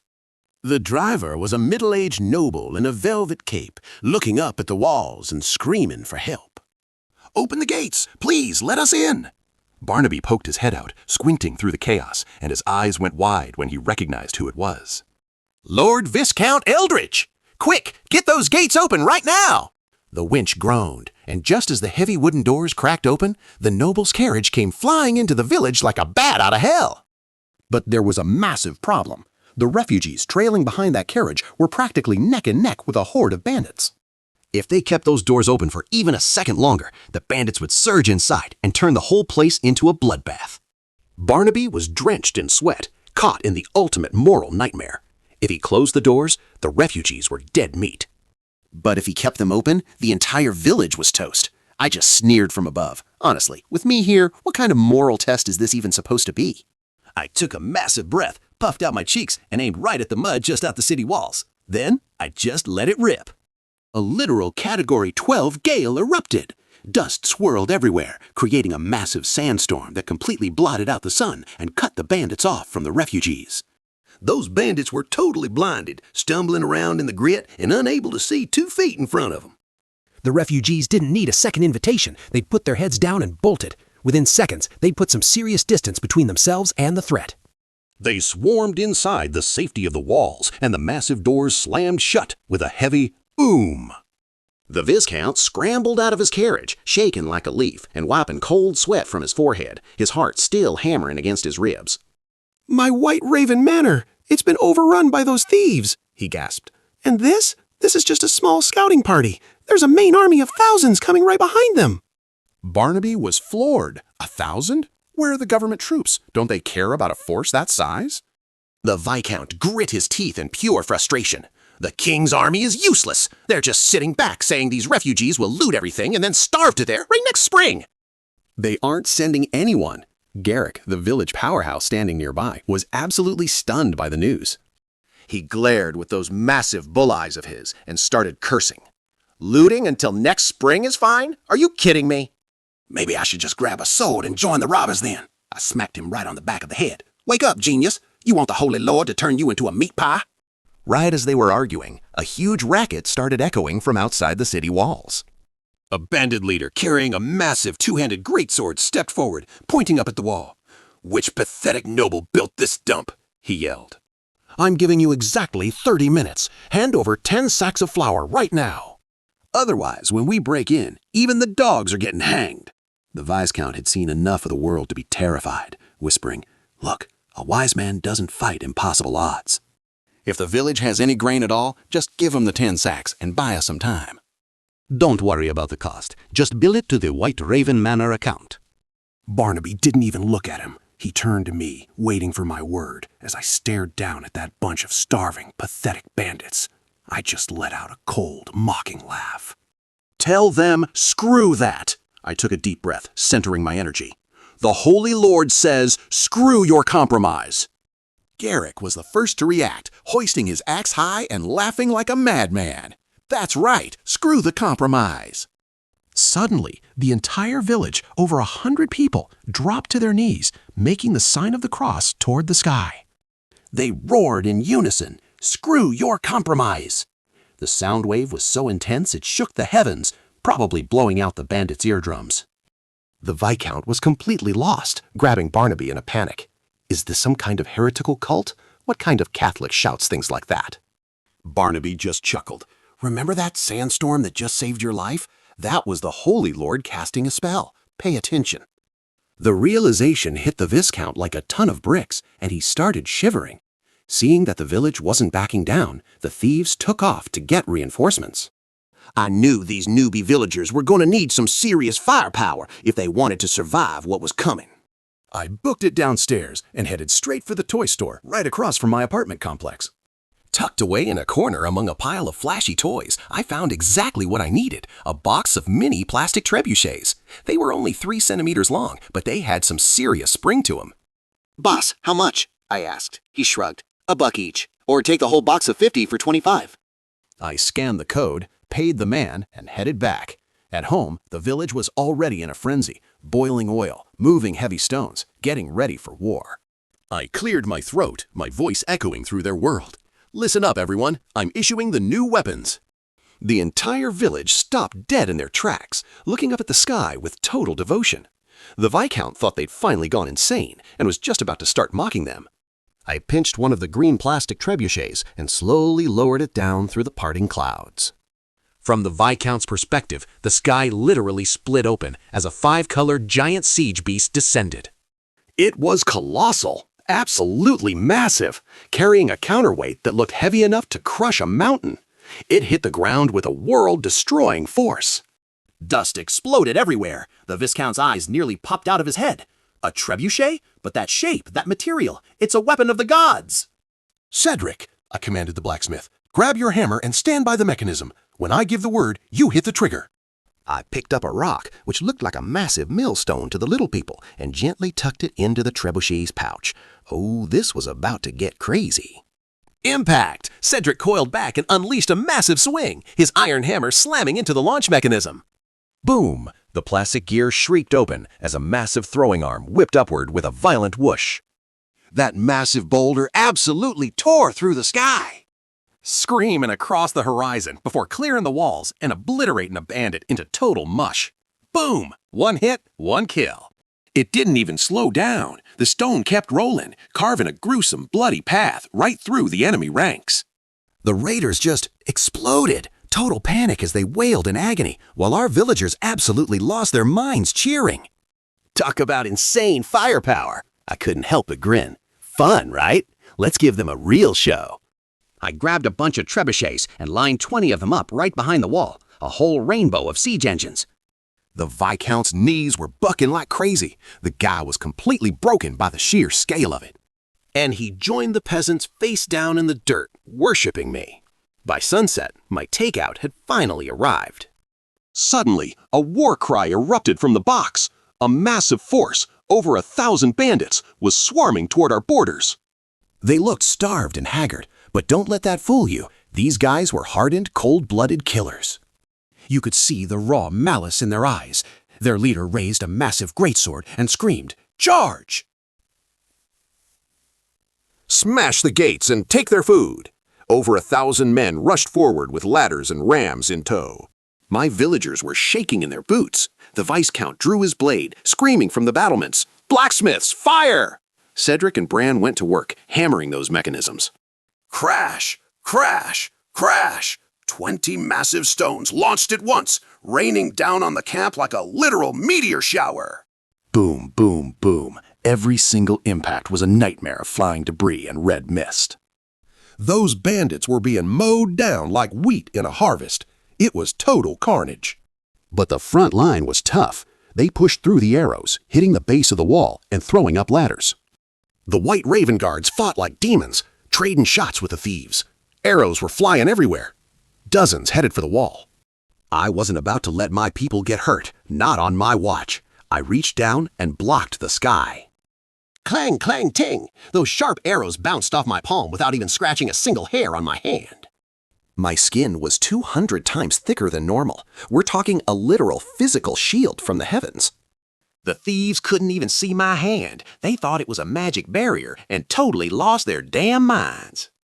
Down below, the guards started dumping pots of boiling oil, just pure, agonizing heat pouring onto the attackers. The screams were haunting, but then one bandit actually made it, flipping over the edge and landing on the wall. This guy was a beast, decked out in heavy studded leather. A villager tried a pitchfork, but it wouldn't even dent him. He shattered the pitchfork with one backhand and lunged at Garrick with a twisted, murderous grin. Garrick couldn't move in time. The blade slammed into his chest with a heavy clang. Sparks flew everywhere. But Garrick was wearing the plate armor I gave him, totally fine. The bandit froze in shock, then aimed for his neck. My eyes twitched. Oh, you're really gonna try and touch my best general? Big mistake. I reached in with 2 fingers, precise as a needle, and pinched that massive broadsword mid-swing. The bandit turned bright red, straining with everything he had, but that sword wouldn't budge an inch. To everyone else, it looked like the blade was frozen in time. Era screamed, "Garrick, he's pinned! Take him out!" Garrick snapped out of her shock, grabbed his massive logging axe, and swung with the force of a hurricane. The heavy blade ripped through the leather like paper, splitting the bandit and his armor wide open, blood everywhere. Garrick raised his blood-soaked axe and let out a roar. The Holy Lord protects us all! Outside, the bandit leader finally realized he was screwed. His entire army had been crushed or scattered by the stones. Now he was just standing there with a few dozen broken soldiers, completely alone in the dirt. Retreat! Run for your lives! His courage vanished instantly. He turned tail and started booking it. The Viscount tried to be a hero, aiming his bow at the leader's back and letting an arrow fly. But his aim was garbage, missed by a mile. The silence was awkward. You really think you're getting away? Not happening. I raised my hand, aimed at his escape route, and flattened my palm for a heavy strike. Rumble! The sky darkened, and the very earth shivered. Right where he stood, a massive, deep palm print appeared. The bandit leader and his crew, they didn't even have time to let out a scream. In an instant, they were flattened into a red smear right in the middle of that giant palm print. Total, terrifying silence. As the dust and sand cleared, this massive divine handprint was scorched deep into the very earth itself. The visual impact was off the charts. At this point, the Viscount couldn't have cared less about his noble dignity. His knees just gave out. He dragged his wife, kids, and even the elderly down to the dirt, frantically praying. To them, this was literal divine wrath. Everyone was on the ground, lost in a moment of pure fanatical worship.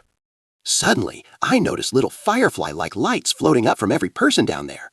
Over 300 sparks of light drifted up and melted into the glass walls of my diorama. A second later, the entire box exploded with a blinding golden glow.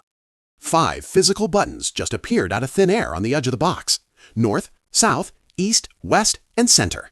Right next to them, a glowing message popped up. Salvation Index 325. My breathing got fast and my heart was pounding like a drum. Fingers trembling, I tapped the east button and the view inside the box panned smoothly to the left. The fog of war in the east just vanished, physically expanding my field of vision by 500 meters. I hit north next. The camera pushed forward, showing the dark forest where Garrick was chopping wood. It finally clicked. The higher that Salvation Index goes, the more of the map I can see. I rubbed my hands together, hyped, and pulled the view back to the village center. Down below, the villagers were already busy clearing the battlefield. I spotted a noble guard with nasty oil burns screaming in pain. I just smiled, reached into my desk drawer, and pulled out some modern imported burn ointment. I squeezed out a tiny bit, barely the size of a sesame seed. Time for a little more divine mercy. I picked up that tiny, insignificant speck of ointment on my fingertip. Looking down at those fanatical believers in the box, I chuckled softly and lowered my hand. Now that the map's opening up, it's time to start moving some pieces on this chaotic chessboard of dark Europe. To me, it was just a tiny drop of cream, but to Ira's eyes, it was something else entirely. She saw this massive, glowing white object falling from the sky, smelling like heaven. She barely caught it with both hands before it hit the dirt. Lady Beatrice was quick on her feet, though, rushing over to help catch the heavy gift. She supported it with one hand, shouting that it was holy medicine from heaven and calling for a silver chalice to hold it. This noble woman looked so solemn as she placed the ointment in the cup, sealing it tight with parchment like a sacred relic. She only let Ira use the tiny bit of residue left on her hands to wipe the guard's blistering burns. It looked brutal at first. The guard was gasping in agony, but barely 2 seconds later, the pain just stopped. That fiery, burning sensation was replaced by a cool, soothing wave. The guard was crying with joy, kissing his cross. Viscount Eldritch just stood there, completely blown away by the whole process. He'd been suspicious before, thinking this might be some kind of dark magic scam. But seeing a true god manifest like this, his knees went weak. He was a believer now. Once it got dark, I had Ira bring the 3 leaders, Barnaby, Beatrice, and the Viscount, into the cathedral. By the flickering candlelight, I leaned my face close to the clouds, my voice booming directly into the sanctuary. I told them this was a holy mission to save the world, but they needed to listen closely. I only protect the innocent. For anyone committing evil, I bring nothing but divine punishment. I told them that killing thugs is the same as saving good people, and man, the Viscount was shivering. I ordered the Viscount to return to White Raven Manor the next day and check his carriage. He practically stumbled out the door, and when he pulled back the carriage curtain, his eyes almost popped out of his head. The entire carriage was half filled with spheres of refined white flour, each one bigger than a fist. I told him to use it to feed his people and rebuild. The Viscount bowed deeply to the sky. He was officially my biggest fan. Then I turned to the lady. Beatrice, get your potion bottles ready for tomorrow. I promised to bestow more holy medicines so she could heal the sick and the poor in the market towns. But I reminded her, saving lives isn't about starting more wars. She was so hyped, she was literally thumping her chest in agreement. Early the next morning, the Viscount's family set off in their carriage. It was packed to the roof with that high-grade white flour, bumping along the road as they headed home. By the time they finally arrived, that family of 3 had already faded away, turning into white flour spirits. All that remained was the grain I'd given them and the gold coins hidden away in the cellar. Viscount Eldritch didn't waste a single second. He recruited a pack of mercenaries, and just like that, White Raven Manor was back in business. Meanwhile, over at Oakhaven Village, things were getting heated. The clerk, Barnaby, was absolutely laying into the blacksmiths, Cedric and Bran, practically screaming in their faces. "It's been over 2 weeks," he shouted. "The bandits are literally at our front door, and you've only managed to finish 2 sets of plate armor?" "Are you just wasting the Holy Lord's food for nothing?" Poor Cedric looked like he wanted to crawl into a hole. He felt totally misunderstood. "Lord Barnaby, please, it's not our fault," he pleaded. "Armor isn't just iron. You have to wear a thick padded doublet underneath to actually connect the pieces. Without that padding, the iron will literally chafe a man to death. And the village, we have 0 cotton or linen left to make 'em." Short on cotton? Say no more. I reached into my wardrobe, found a beat-up old jacket, and pulled a tiny clump of Xinjiang cotton out through a hole. I just casually tossed it into the box, like it was nothing. But for them, boom! A mountain of snow-white cotton, half the size of a house, crashed down in front of the shop. Barnaby literally dove into it, shouting like a madman. Holy cotton from the heavens! It's so white, so fine, so perfect. He couldn't believe his eyes. Staring at that wad of cotton, it finally clicked. The cotton grew massive in the box, but the fibers inside didn't actually get thicker. Which meant the little people could still spin and weave it just like normal. Basically, when microscopic things enter the box, their size stays the same relative to the world, but their quantity just skyrockets. Science, baby! The village women went absolutely wild. They were practically fighting over the cotton, desperate to get it home and start weaving cloth. But Barnaby, he was still moping. Lady Beatrice was heading back to the market town in 2 days, and the poor guy looked totally miserable. With my wife gone, he sighed, who's going to teach my daughter to read? How is she going to study?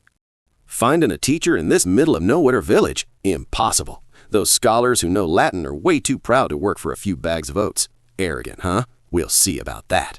I opened the drawer and found a thick, 99.99% pure silver necklace from my edgy teen face. I took some pliers, snipped off a tiny 1-centimeter ring, and tossed it in.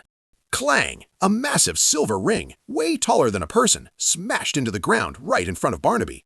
It was glowing so bright it practically blinded the whole village. I just smirked and asked him, "So, is he still too proud to bow now?" Barnaby swallowed hard, his eyes wide. For this, he'll break his own back bowing. I then took the pliers and snipped the ring into fist-sized chunks. Use these silver pieces to hire him, I told him, and if he plays hard to get, just smash a piece right in front of him. If he still says no, smash another one. If he's still stubborn after 2 pieces, just turn around and walk away.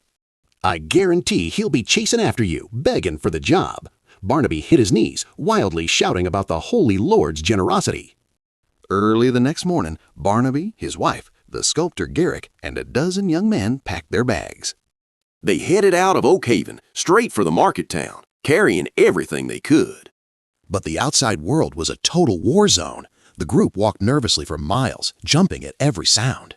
Whatever you fear most is exactly what happens. A rustle in the trees, and then bam! Over 100 terrifying forest bandits swarmed out and surrounded them instantly. Lady Beatrice clutched the silver chalice and the holy medicine, terrified. Everything was on the line. Garrick drew his sword, hands shaking and sweat pouring down his face. But Barnaby, he forced himself to stay calm and roared. "I'm a former clerk. Touching us is like declaring war on the Lord." The bandit leader just sneered in his face. I've chopped up barons before, old man. You think I'm scared of some clerk? Barnaby's brain was racing, and then he saw an opening. Wait, are you Blackbeard Rowan's men? The bandit leader smirked. That's right, I run with Boss Rowan. What of it? Barnaby didn't skip a beat. What a coincidence. Rowan and I, we're basically brothers, a life and death friendship. Go ahead, touch me. See if Rowan doesn't dismantle your entire body. The bandit leader froze, totally caught in a dilemma. Just then, an angry shout thundered from the hillside. "Put those swords down, now!" It was Blackbeard Rowan himself. He walked down, took a look, and smiled. "Oakhaven brothers, why are you guys out here in all this chaos?" The minor leader turned pale, breaking into a cold sweat as he scrambled to pull his men back. Rowan is a real one, though. He offered to escort them all the way to the edge of the market town for protection. Barnaby was so relieved he literally collapsed on the spot, praising God for the miracle. The rest of the trip was silent. Rowan dropped them off a few miles out and arranged to meet them again tomorrow. Then Barnaby led the group toward the town gates. But when the guards saw them, they looked like they'd seen a ghost. They almost dropped the massive iron gate right then and there. "Lord Barnaby," one stammered, weren't you eaten by a witch back in Oakhaven village?" Turns out, these 2 guards were the same deserters who followed Sir Derek last time. My witch audio prank? Yeah, it completely broke their spirit. Barnaby was doing backflips on the inside, but on the surface, he was steady as an old dog, total poker face. He pointed straight at the blazing sun and snapped. "Broad daylight and you're calling me a ghost? I think the only ghosts here are in your own heads." "I just took my wife out of the city to dodge the heat. Now that it's cooled down, we're back. Simple as that." The soldiers checked the sun, then looked at Barnaby's shadow on the ground. They swallowed hard, scared to death, and waved him through fast. Barnaby dropped his wife off to help with medicine at the monastery and headed straight for the east side of the city. He was on my top priority mission for this trip: snag a scholar and finally end the village's struggle with reading and writing. Tucked away in a crumbling attic, we find the poor scholar Eamon wearing a robe that was basically more patches than actual fabric. The second he heard about moving to the desolate Oakhaven, his head shook like a rattle. "No way! It's war and chaos out there. I'm staying put." I have students to teach. We scholars have our quills and our dignity. We have ambition. We absolutely won't bow our waists for a few scraps of bread. Oh, really? I just smirked. Bread isn't enough, huh? I grabbed my pliers, snip, and cut a piece of silver the size of a fingernail. Then I casually tossed it into the box. Bang! A massive chunk of pure silver, bigger than a fist, slammed onto Eamon's rickety wooden table. The gleaming light practically blinded the poor guy. Eamon's legs went weak, and his eyes nearly popped right out of his head. This is, Barnaby gave him a cold, dominant smirk. This, just a little hardship fee from the Holy Lord himself. Tell your students to keep their tuition. Eamon tried one last desperate stand. This is insulting to my profession. I won't. I just grabbed the pliers again. Snip! An even bigger chunk of silver dropped from the sky. Boom! 2 massive silver bricks were now sitting side by side on the table. Eamon broke character instantly and shouted, "I'm in! Let's go!" That afternoon, my express delivery arrived. I carefully hauled the massive cardboard box over to the side of my diorama. I ripped the packaging open and, wow, a custom medieval star fort model, over 60 centimeters wide. It was absolutely impressive. Built with composite walls and sheet metal partitions for the rooms, this thing was sturdy. But wait, it gets better. Hidden underneath were a motor and huge tires. 200 rooms, towers, courtyards, the whole structure looked absolutely formidable. This was the super fortress. I spent $2,000 of my hard-earned cash on this. I grabbed the remote and tested it out. The tires were spinning normally, no issues at all, ready for action. I lifted the glass cover and cleared my throat. Listen up, I need the center of the village cleared out immediately. Clear a space 50 jong square and retreat to the edges. Ayla started screaming for everyone to evacuate. The villagers scrambled, crowding up against the old city walls in total confusion. They had no clue what was coming. I directly reached my massive hand straight into the box. I pinched a run-down thatched cottage in the center of the village and yanked it right out of the ground. Whoosh! The villagers watched in shock as a whole house flew through the sky and landed perfectly on a barren hill outside town. Then came another and another. It was like a giant game of Monopoly. I cleared the village center in no time. Even the newly built sanctuary? I pinched it up in one go and put it on my desk as a decorative piece. Cute, right? Space cleared, I picked up that massive star fort, lined it up with the empty space, and slowly lowered it. The clouds parted. 100-meter-long steel and stone fortress with 9-meter walls descended from the heavens. It slammed onto the muddy ground with sky-blotting, overwhelming force. But the tires underneath? Yeah, they were a bit too conspicuous. Easy fix. I just used one finger to dig 2 deep trenches and buried those wheels right into the dirt. Now the fortress was flush with the ground. I smoothed it over with some sand and dirt. Perfect. The entire village just stopped. Their brains literally crashed seeing this fortress of war fall from the sky. Time for a divine decree. Every married couple and every adult gets 1 room each. Doors and windows, that's on you. Build them with your own hands. After a dead silence, an earth-shattering roar erupted. The Holy Lord has gifted us a castle. Praise the almighty Silas. It was a mad dash. New and old refugees alike swarmed the fortress like crazy, desperate to claim their new rooms. That simpleton Garrick had just returned from running errands outside. Seeing his parents hauling a wooden bed into the castle, he asked around and found out he also got a suite. He was grinning ear to ear. Ela took the chance to shout, "Garrick, the Holy Lord is rewarding you with sugar, flour, and 10 pounds of fatty pork." Use it as a betrothal gift to find a wife. Garrick was so hyped he couldn't stop smiling, yelling for his mom to set up some blind dates immediately. Early the next morning, the scholar Iman arrived. Eamon was basically drowning in silver bricks. Now he's looking at mountains of rice, flour, and salt. His legs are actually shaking. All that cured meat piled in his room? Total overkill. His calves were cramping. This god was way too generous with the supplies. Grabbing his Latin scrolls, he headed to the courtyard. Barnaby, Ira, and every kid wanting to learn were already waiting there. Just as he was about to start the lecture, Ira suddenly shot her hand up. Wait a second, Scholar Iman. The Holy Lord says we need morning exercises first to get strong. She called it scientific night training. Alaman was totally baffled. Scientific? What school of etiquette is this?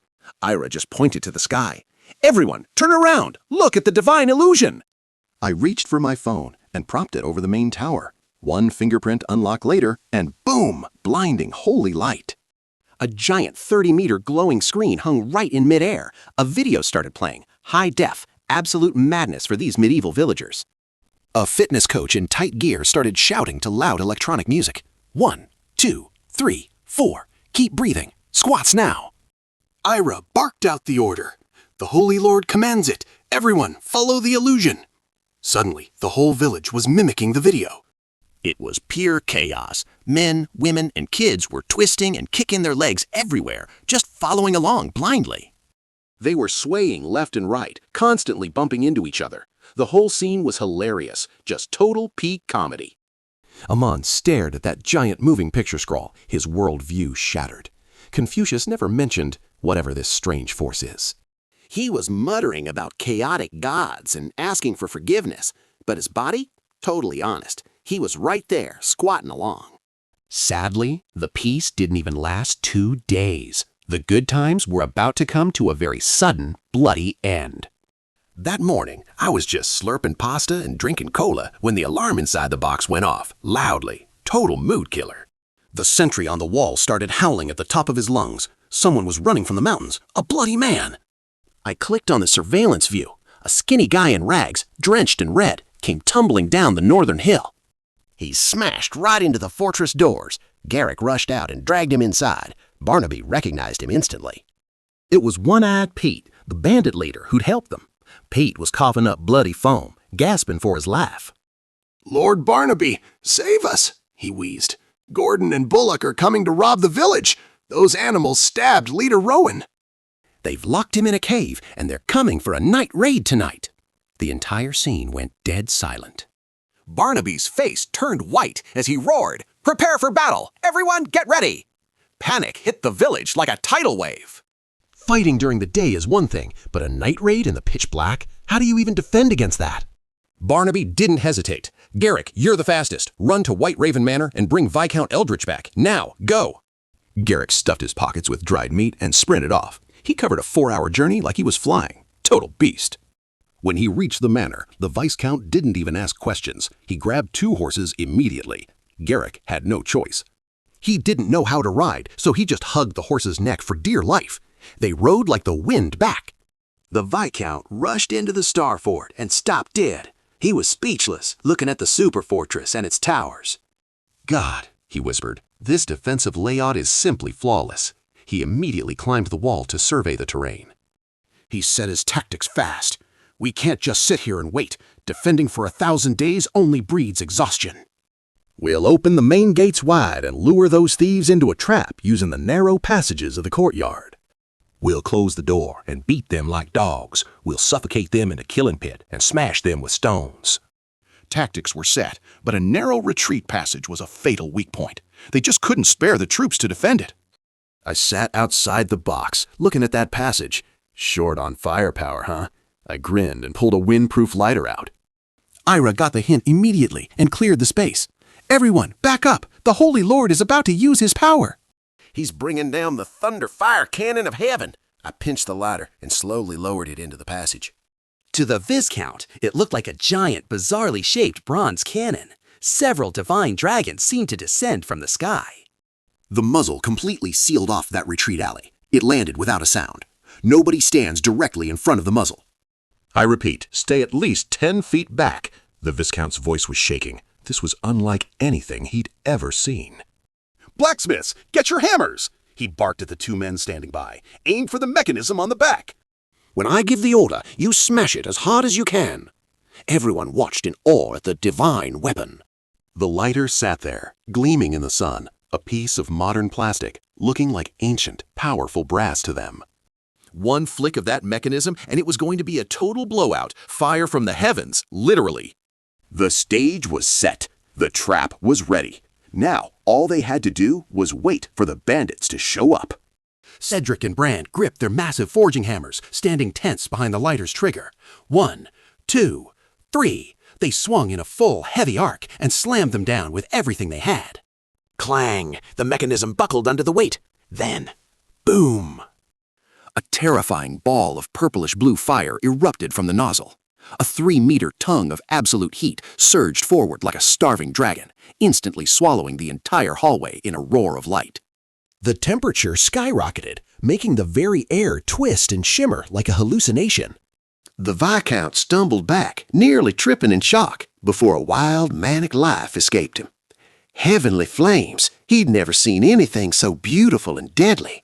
With this divine weapon on their side, it didn't matter how many enemies showed up. They were all going to burn. Meanwhile, night had completely claimed the city.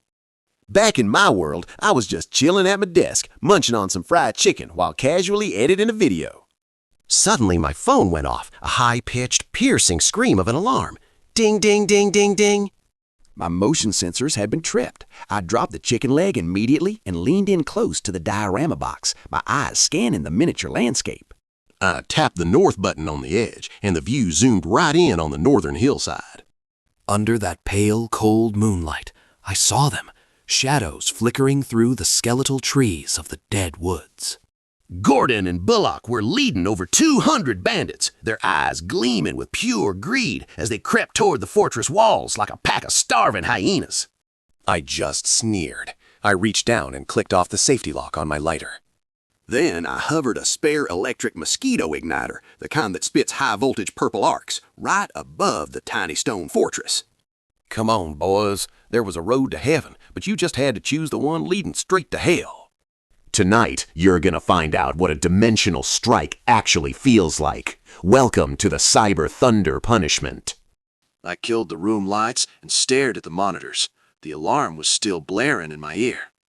Down in the box, Gordon and Bullock were leading their thugs right to the base of the Star Fort's massive stone walls. Bullock tossed a grappling hook and scaled that 9-meter wall in a few blurred movements. He was fast, I'll give him that. He thought he was being a total ninja, but through those tiny arrow slits, a dozen pairs of eyes were already locked onto his head. He dropped down inside and quietly unlatched the heavy iron-bound gates, thinking he'd just won the lottery. The bandit army surged into the maze-like passages like a filthy tide, rushing head-first into the very first courtyard square. Then, flash! Countless torches flared to life on the rooftops, turning night into day. Viscount Eldritch stood on the roof, dramatically drawing his longsword to give some epic speech, but a tough peasant lady next to him wasn't waiting for the subtitles. She hauled a massive rock and chucked it straight down. Bang! One bandit's head just blossomed. Total miss. That was the signal. A horn blasted, and suddenly it was raining boulders and boiling water from the rooftops. The thieves were completely blindsided, scurrying around like rats in a flooded basement while trying to shield their heads. Gordon tried to lead a charge into a side alley, but Garrick, decked out in his heavy sheet metal plate armor, swung his axe like a madman and forced them back. With no other choice, the bandits desperately squeezed into the only narrow escape passage left open. It was a total crush, flesh against flesh, panicked men screaming as they shoved each other deeper into the trap. At the dark end of that tunnel, Cedric and Bran held those iron hammers high. 1, 2, 3, strike! Clang! They hit the mechanism perfectly. Boom! That violent purple-blue firestorm exploded once again. The heat hit the front line like a physical wall. Bullock and Gordon didn't even have time to scream before they were turned into 2 screaming human torches. The entire hallway transformed into a living, breathing furnace of agony. The smell of scorched meat was overwhelming. Deciding the cooking was about done, I reached out a finger, pressed the back of the lighter, and slowly slid it forward. To the bandits, a giant fire-spewing bronze cannon was rumbling toward them, crushing everything in its path while vomiting hellfire. That was the breaking point. The bandits collapsed, sobbing and soiling themselves as they begged the Holy Mother for mercy. Should I kill them all? Nah. I pulled my finger back and the flames vanished. I announced it loud enough for the whole box to hear. Every prisoner of war is officially drafted into the redemption camp. You're gonna work off your sins through hard labor. I grabbed some Lego bricks and click, click, click, enclosed a massive area outside the fort, fencing those terrified thugs in like cattle. First job on the list? Go bury all those corpses outside. Get to it. Once the crisis was dealt with, the Viscount and Garrick rode out into the mountains under the cover of night. They found Blackbeard Rowan, who was basically a death's door. I reached into my medicine cabinet and grabbed a tiny bit of Yunnan biopowder. To the villagers watching, it looked like healing snow was falling from the sky, glowing with divine light. The moment the powder touched him, the bleeding stopped and new flesh began to knit together. Modern medicine just absolutely crushed medieval herbs. Rowan finally opened his eyes. But he refused to stay. He didn't want to be a burden on Oakhaven Village, so he just vanished into the dark woods. Total legend. 2 days later, my sponsorship samples finally arrived. 1 to 200 scale miniatures. I grabbed this plastic toy bus and dropped it right onto the dirt road in front of the fortress gates. To them, a weird steel monster just fell from the sky. Hila was absolutely stunned. The Holy Lord commands you. Get in and witness a miracle. Garrick and his crew, they actually squeezed into that plastic carriage. I stuck out my index finger, touched the back of the bus, and gave it a tiny nudge. It glided perfectly. But think about it. Medieval peasants? They have never felt modern acceleration before. They were pinned to their seats, just like that. God, it runs like the wind. I pulled out my phone and started recording. This looked insane. Imagine a giant hand, big as a mountain, pushing a bus through a tiny medieval village. Unreal. Threw on a filter and a caption. The God of Heaven gifts a magic chariot to the little people. Uploaded it to TikTok. Ancients feel G-force for the first time. Went to make some ramen, came back, and holy crap, it blew up. Over 100,000 likes. People were losing it. This tilt shift is God tier. Where is the CGI? The actors are so good. Their terrified faces look so real. Oh, if they only knew. Do a live stream. I want to buy that fort model. Fans were going wild. My salvation index jumped another 10 meters, all thanks to Lady Beatrice practicing medicine in the market. Money? Check. Views? Check. All right, little guys, ready for some modern education. That video of the giant hand and the war chariot touring the village. In just a few hours, it cleared 100,000 likes easily. The comment section was absolutely chaotic. This tilt shift is fire. No one could believe how real it looked. They thought I was just harvesting followers for cash. Oh, I will harvest them all right. I linked the toy bus for $49.90 right under the video. And just like that, 10,000 orders. Boom, 100,000 bucks in profit hit my account instantly. The toy supplier's phone was ringing off the hook. He could barely even talk, he was so hyped. I told him, forget the planes and trains, make medieval houses, carriages, and trebuchets. If it fits my vibe, I will sell every single one of them. I was making money until I felt numb. I stretched and looked at the diorama. Oakhaven was silent under the night sky. Just a few dim lamps and a couple of yawning guards on the walls. Then I saw her, a tiny shadow on the high tower balcony. It was Hila. By day, she is the majestic saintess in white robes, but at night... She was back in her old ragged clothes, looking up at the stars. Her voice was barely a whisper. Holy Lord, are you busy up there in heaven?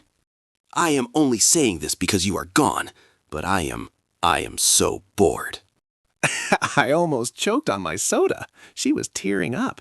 Nobody lets me do anything. I just have to stand still. But I used to be the naughtiest girl in the village. I loved catching frogs. Today, I tried to weave some cotton. And Lord Barnaby lectured me for hours about acting like an angel. I can't breathe like this. Hearing her cry, man, it actually hurt a little. I lifted the glass cover and leaned in close. To her, a giant face just emerged from the clouds. She scrambled back, terrified, falling to her knees and shaking like a leaf. Almighty Lord, I am sorry. I won't steal the cotton again. I softened my voice. Go get the cotton, Hila. I permit it. She looked up, frozen. Pure joy flashed in her eyes. Live your life, kid. Don't worry about what they say. I looked right into her serious little eyes and made one thing clear. Your happiness, that is priority number one. Everything else, it can wait. No way I am letting her lose her spark just to keep up some royal image. Hila's eyes practically sparkled as she turned around, jumping for joy like a little deer. She bounced all the way down to the warehouse and grabbed a ball of cotton that was literally bigger than her whole body. Then she ducked back into her room, humming a sweet little tune while she started work in the loom. Totally adorable. Next morning, as the sun hit the medieval horizon, modern education officially launched in Oak Haven. Ira gathered up every single kid in the village. They lined up in the fortress square while this washed-up scholar named Iman stood there clutching his old Latin scroll. He was ready to drop some long, boring speech, but Ira wasn't having it. All right, everyone, face the tower. Time for the Holy Lord's divine vision, also known as morning cardio. I whipped out my phone and let it hover right over the tower. Boom! The screen lit up, cutting through the morning mist like a laser. 8th set of aerobics. Let's go. Exercise 1, stretching. 1, 2, 3, 4. To these tiny people, that screen was massive, over 30 meters wide and 10 meters high. Total cinematic experience. On screen, a bunch of people in flashy modern sportswear were moving in perfect sync. The villagers were absolutely floored. They tried to follow along, but man, it was a mess. Clumsy twisting, people bumping into each other, total chaos. Even Iman was back there. Mr. This is Heretical Emin was actually hiding at the very back of the line. But his body? Yeah, it wasn't lying. He was chest expanding and leg shaking right along with the beat. After the workout, snack time. I grabbed some modern goat milk powder, dumped in some sugar, and brewed it up with boiling water. I took a single mineral water bottle cap, filled it to the brim, and set it right in the middle of the square. To them, it was a giant milk lake, 5 meters across and deep enough to swim in. The whole village lined up with their wooden cups, eyes wide. Barnaby chugged his share and nearly lost it. Holy, this isn't stinky at all. It's sweet as honey.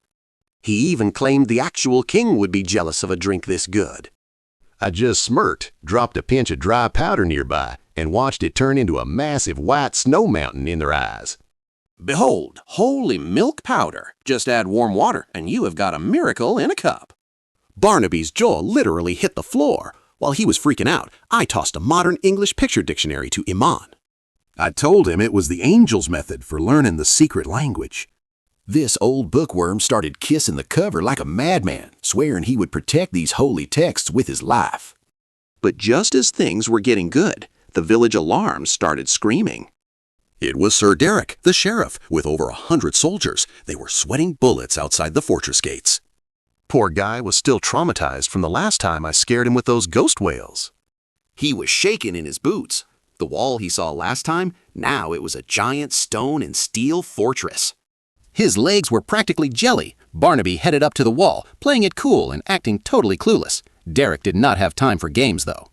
The new boss, Baron Charles, was coming soon, and Derek needed rebel heads to keep his own head on his shoulders.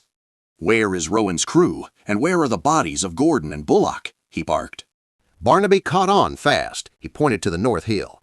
Those traitors, we took care of them, buried right under that rock. As for Rowan, he ran for the hills. Derek and his men started digging like crazy, eventually pulling out 2 charred corpses I had toasted with my lighter a few days ago. They were a stinky, unrecognizable mess.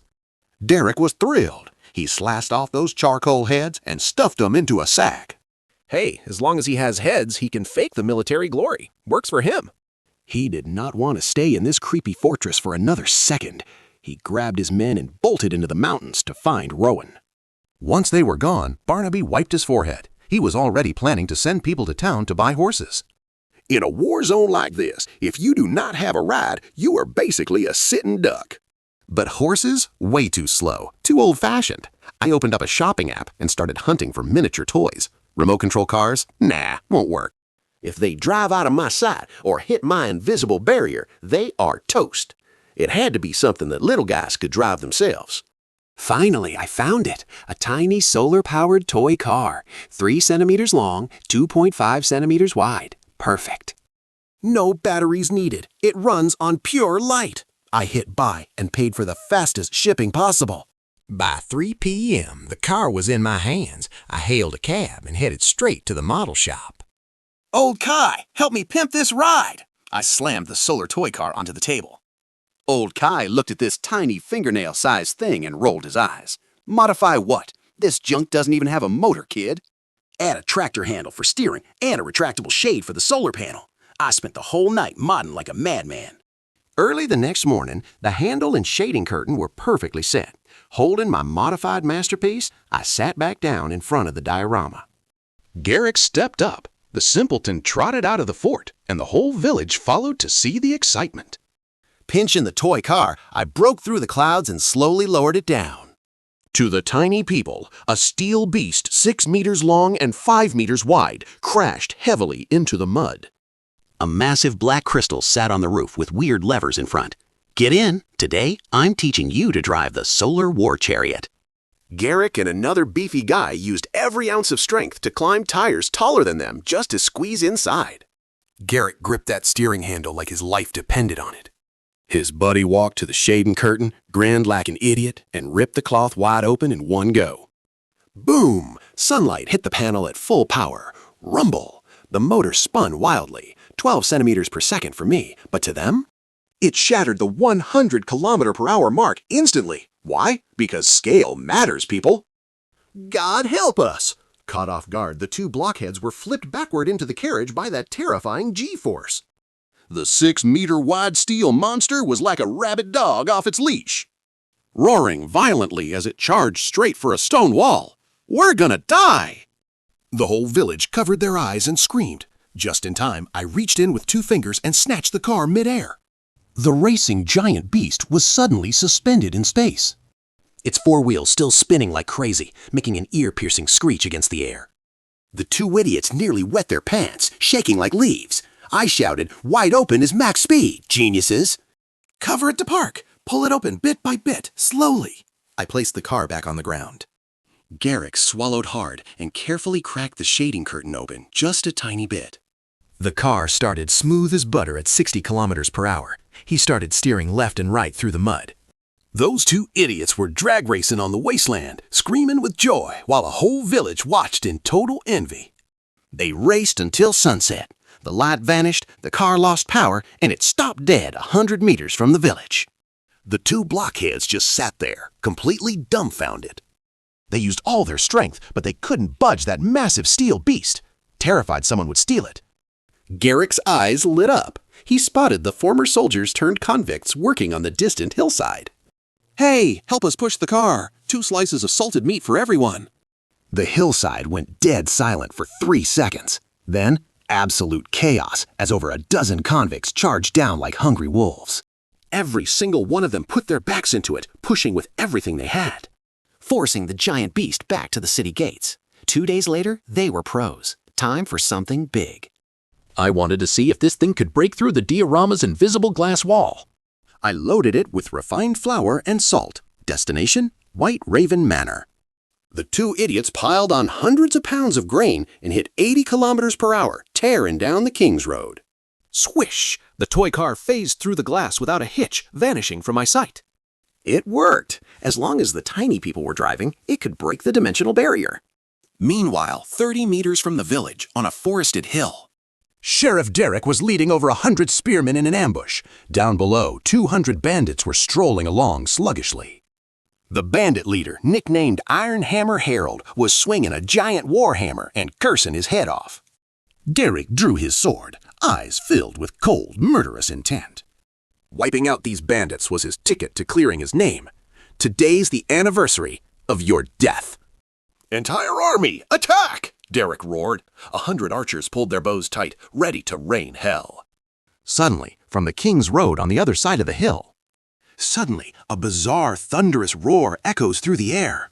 Rumble, rumble, rumble. A massive, suffocating steel monster, charging at a terrifying 80 km/h, shoots up the hill like an arrow from a bow. Inside the carriage, Derrick spots the massive swarm of bandits ahead and loses his mind. Move! Get out of the way! He can't stop this thing! Think about it. At 80 km/h, what medieval infantry could even react? Over 200 bandits just stand there, completely bewildered, staring blankly at this wildly racing steel beast. Then, bang! A total one-sided dimensional crush. The Iron Hammer Harold didn't even have time for last words before the car's hidden front bumper deleted him from existence. His entire body flies sideways for over a dozen meters, looking like a kite with its string snapped. Every bone in his body shatters instantly. It's a brutal, violent end. Right beside him, his inner circle gets launched too, spinning 3.5 times in the air before smashing into the dirt with a sickening splat. There's honestly nothing left to even scrape off. Devil Vakarot, run! Garrick is too terrified to even pull the shading curtain to slow down. He just grips the steering wheel for dear life.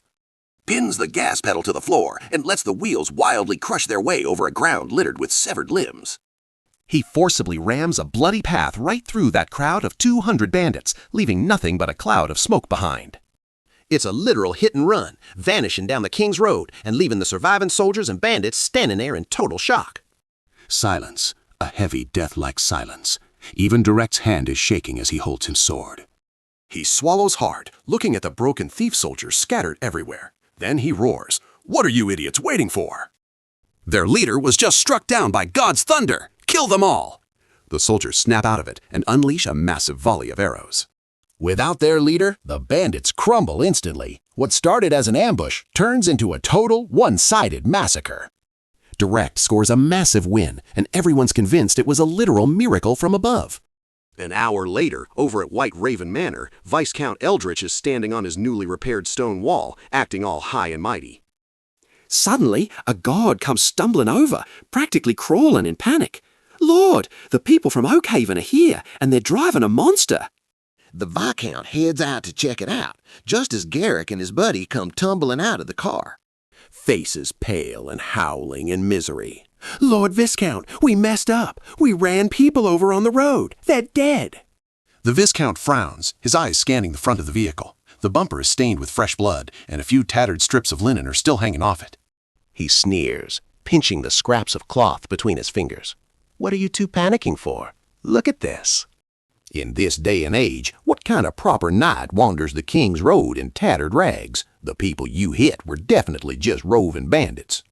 Hearing that, those two blockheads instantly brighten up, grinning from ear to ear with pure joy. God bless. You should have said they were bandits earlier. You scared us to death.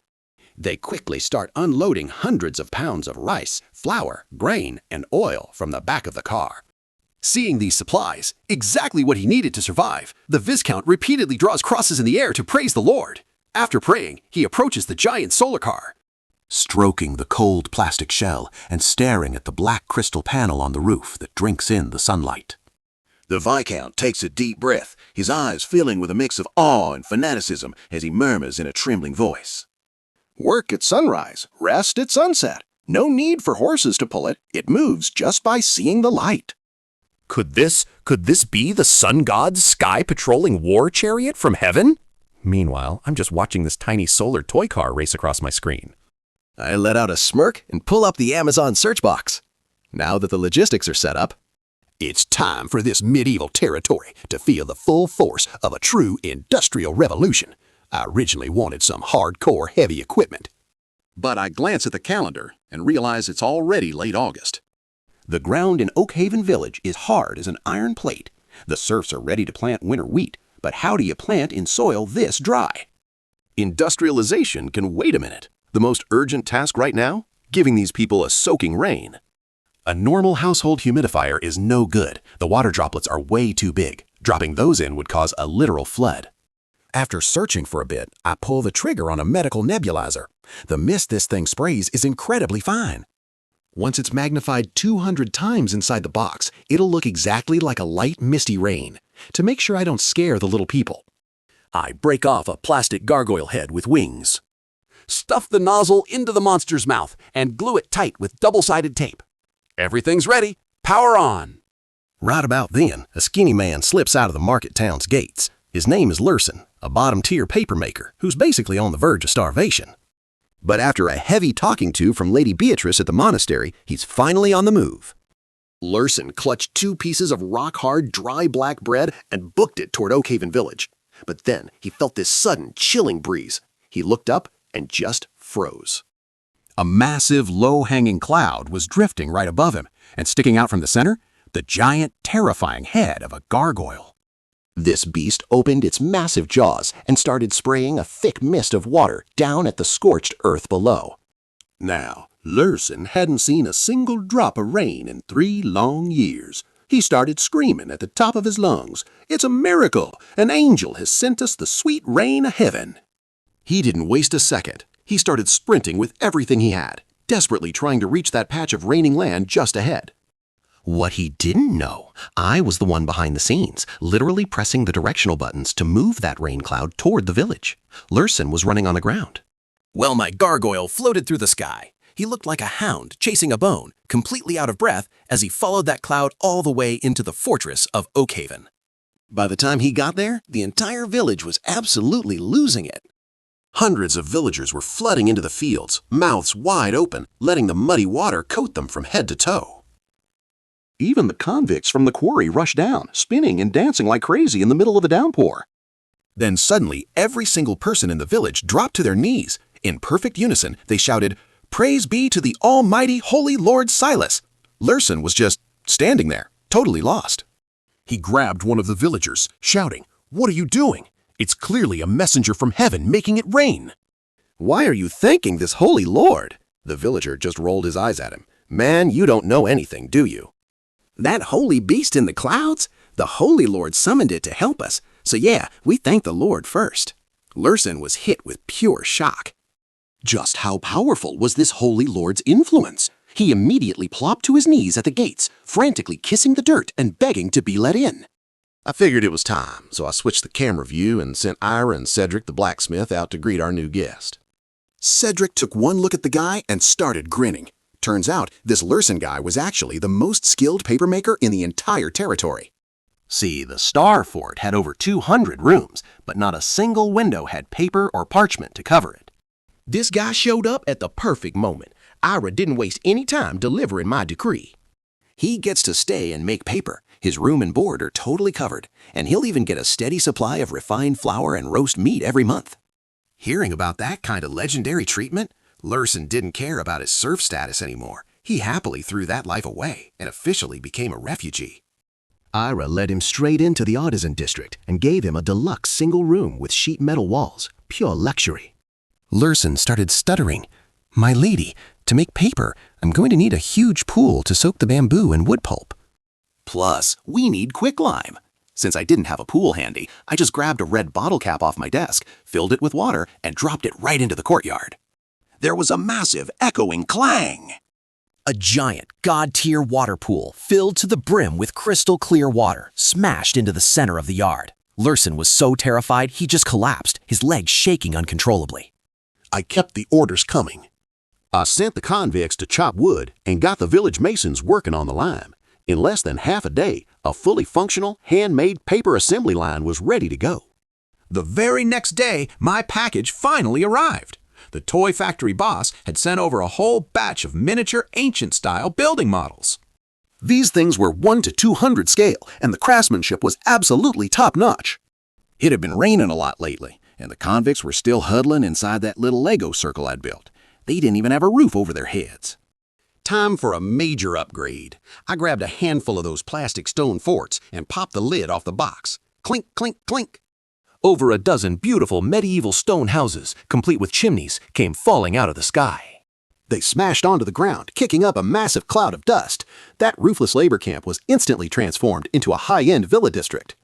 The convicts and the nearby villagers were all just staring, completely speechless. I had Ira go over and make an announcement. The Holy Lord has seen your hard work. This is your reward, a chance at redemption. 12 people to a room. Keep working hard, and you might just earn your freedom soon. But get this, when the convicts heard that, they actually got worried. They started making signs of the cross toward the sky, desperately trying to show their loyalty. Holy Lord, we're actually super happy here in the redemption camp. We'll do hard labor for the rest of our lives. Please, don't make us be free.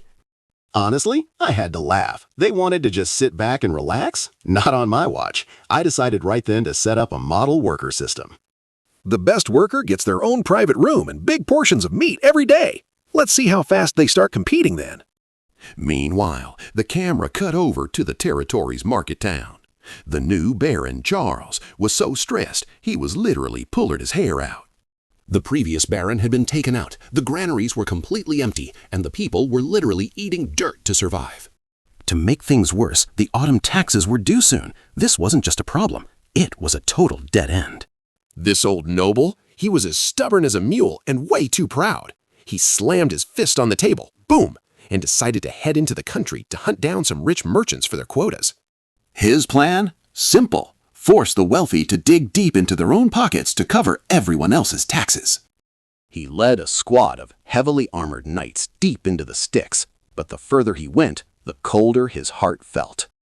Total ghost town. 9 out of 10 houses were abandoned. Bones lay everywhere. But then, his eyes lit up.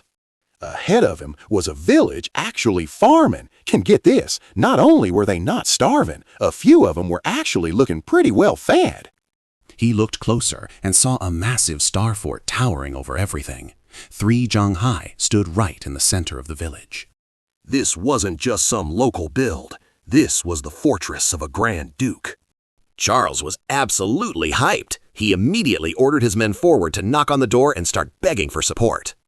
Inside the walls, Barnaby was freaking out like a cat whose tail just got stepped on. The new Baron was here? Quick, hide the iron armor and the solar war chariots the Holy Lord gave us.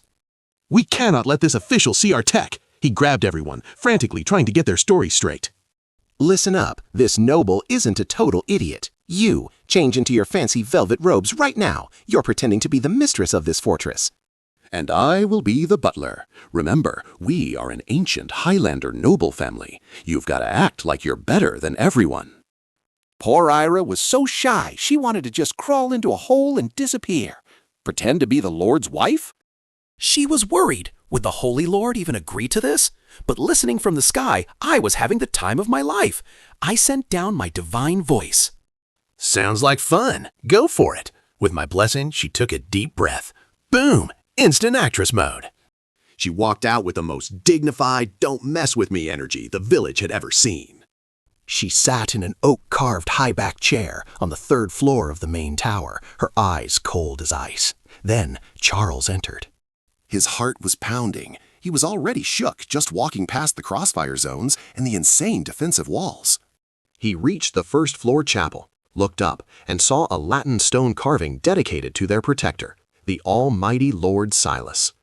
Now Charles was a smart guy, and his brain started spinning like crazy. A family god named Silas? He thought, could this be a branch of the ancient Templar Knights, hidden away here since the days of the Roman Empire? Holy crap, this is a top-tier hidden family that's been around for 1,000 years. No wonder they have the cash to build a fortress this big. Charles was completely intimidated by the story he'd just cooked up in his own head. All that arrogance? Gone. He respectfully climbed up to the 3rd floor, basically on his best behavior. Ira's face was as calm as still water. She barely said a word, letting Barnaby do all the talking from the side. Charles bit the bullet.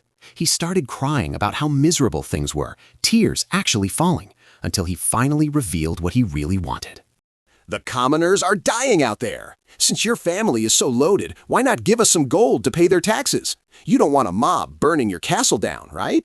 This was straight-up moral blackmail, pure intimidation.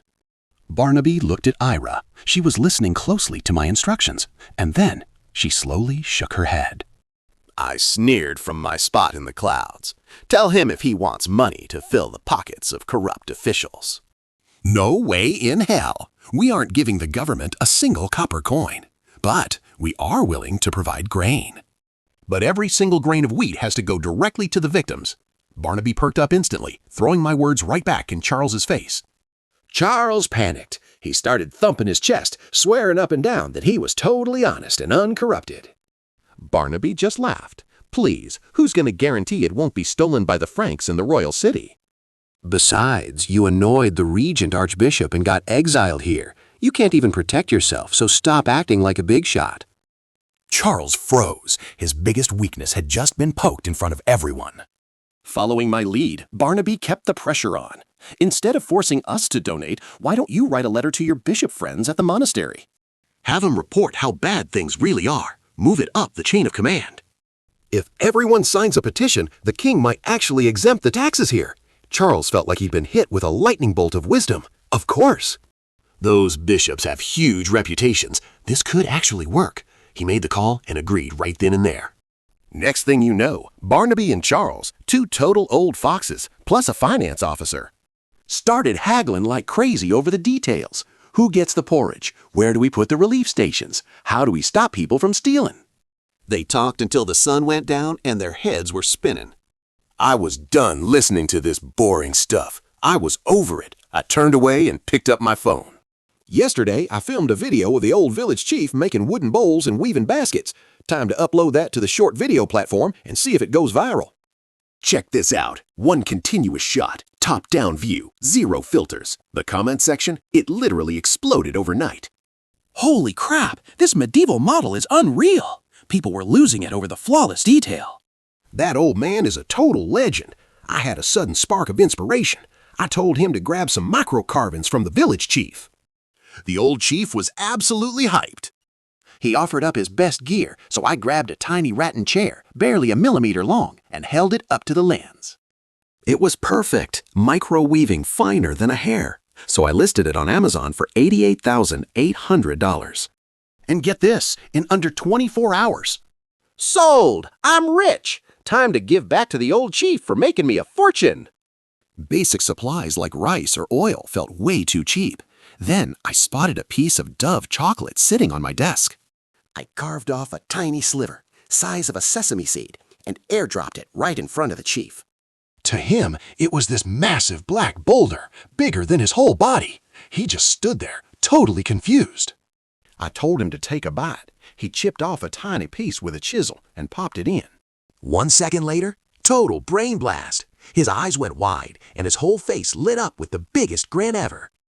Oh my God, it's heavenly. So sweet, so smooth. Is this food from the gods? Of course, that reaction brought the entire village running. Garrick was literally drooling.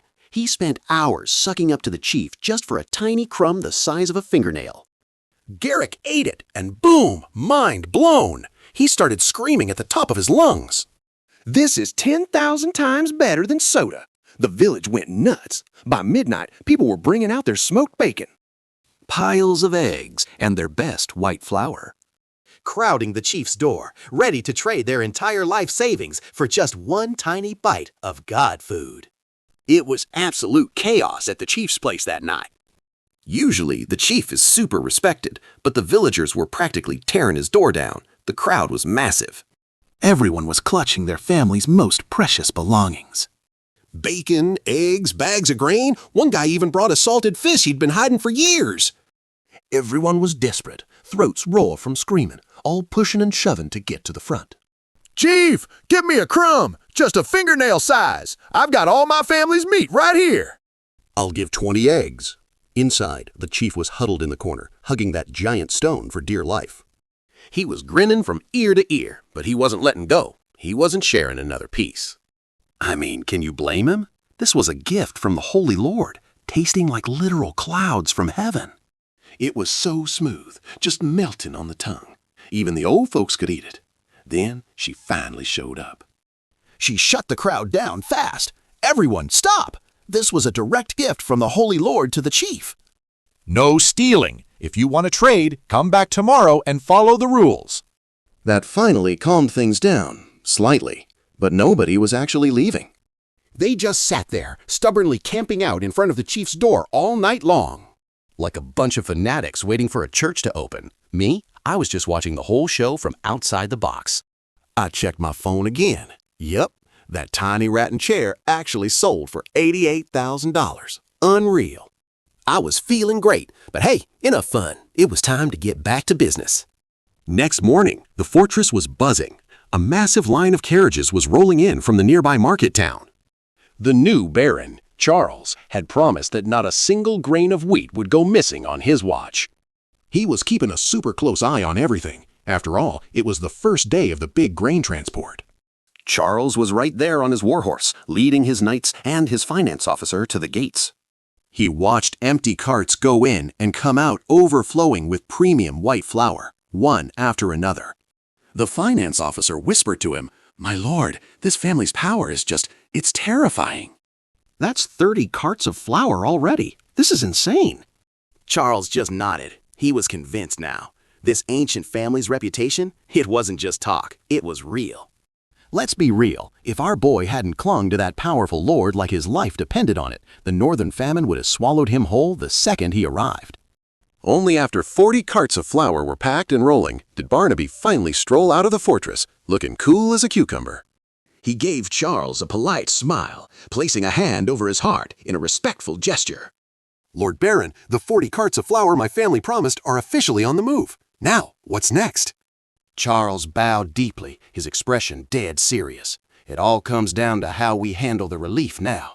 I'm personally watching over every single grain.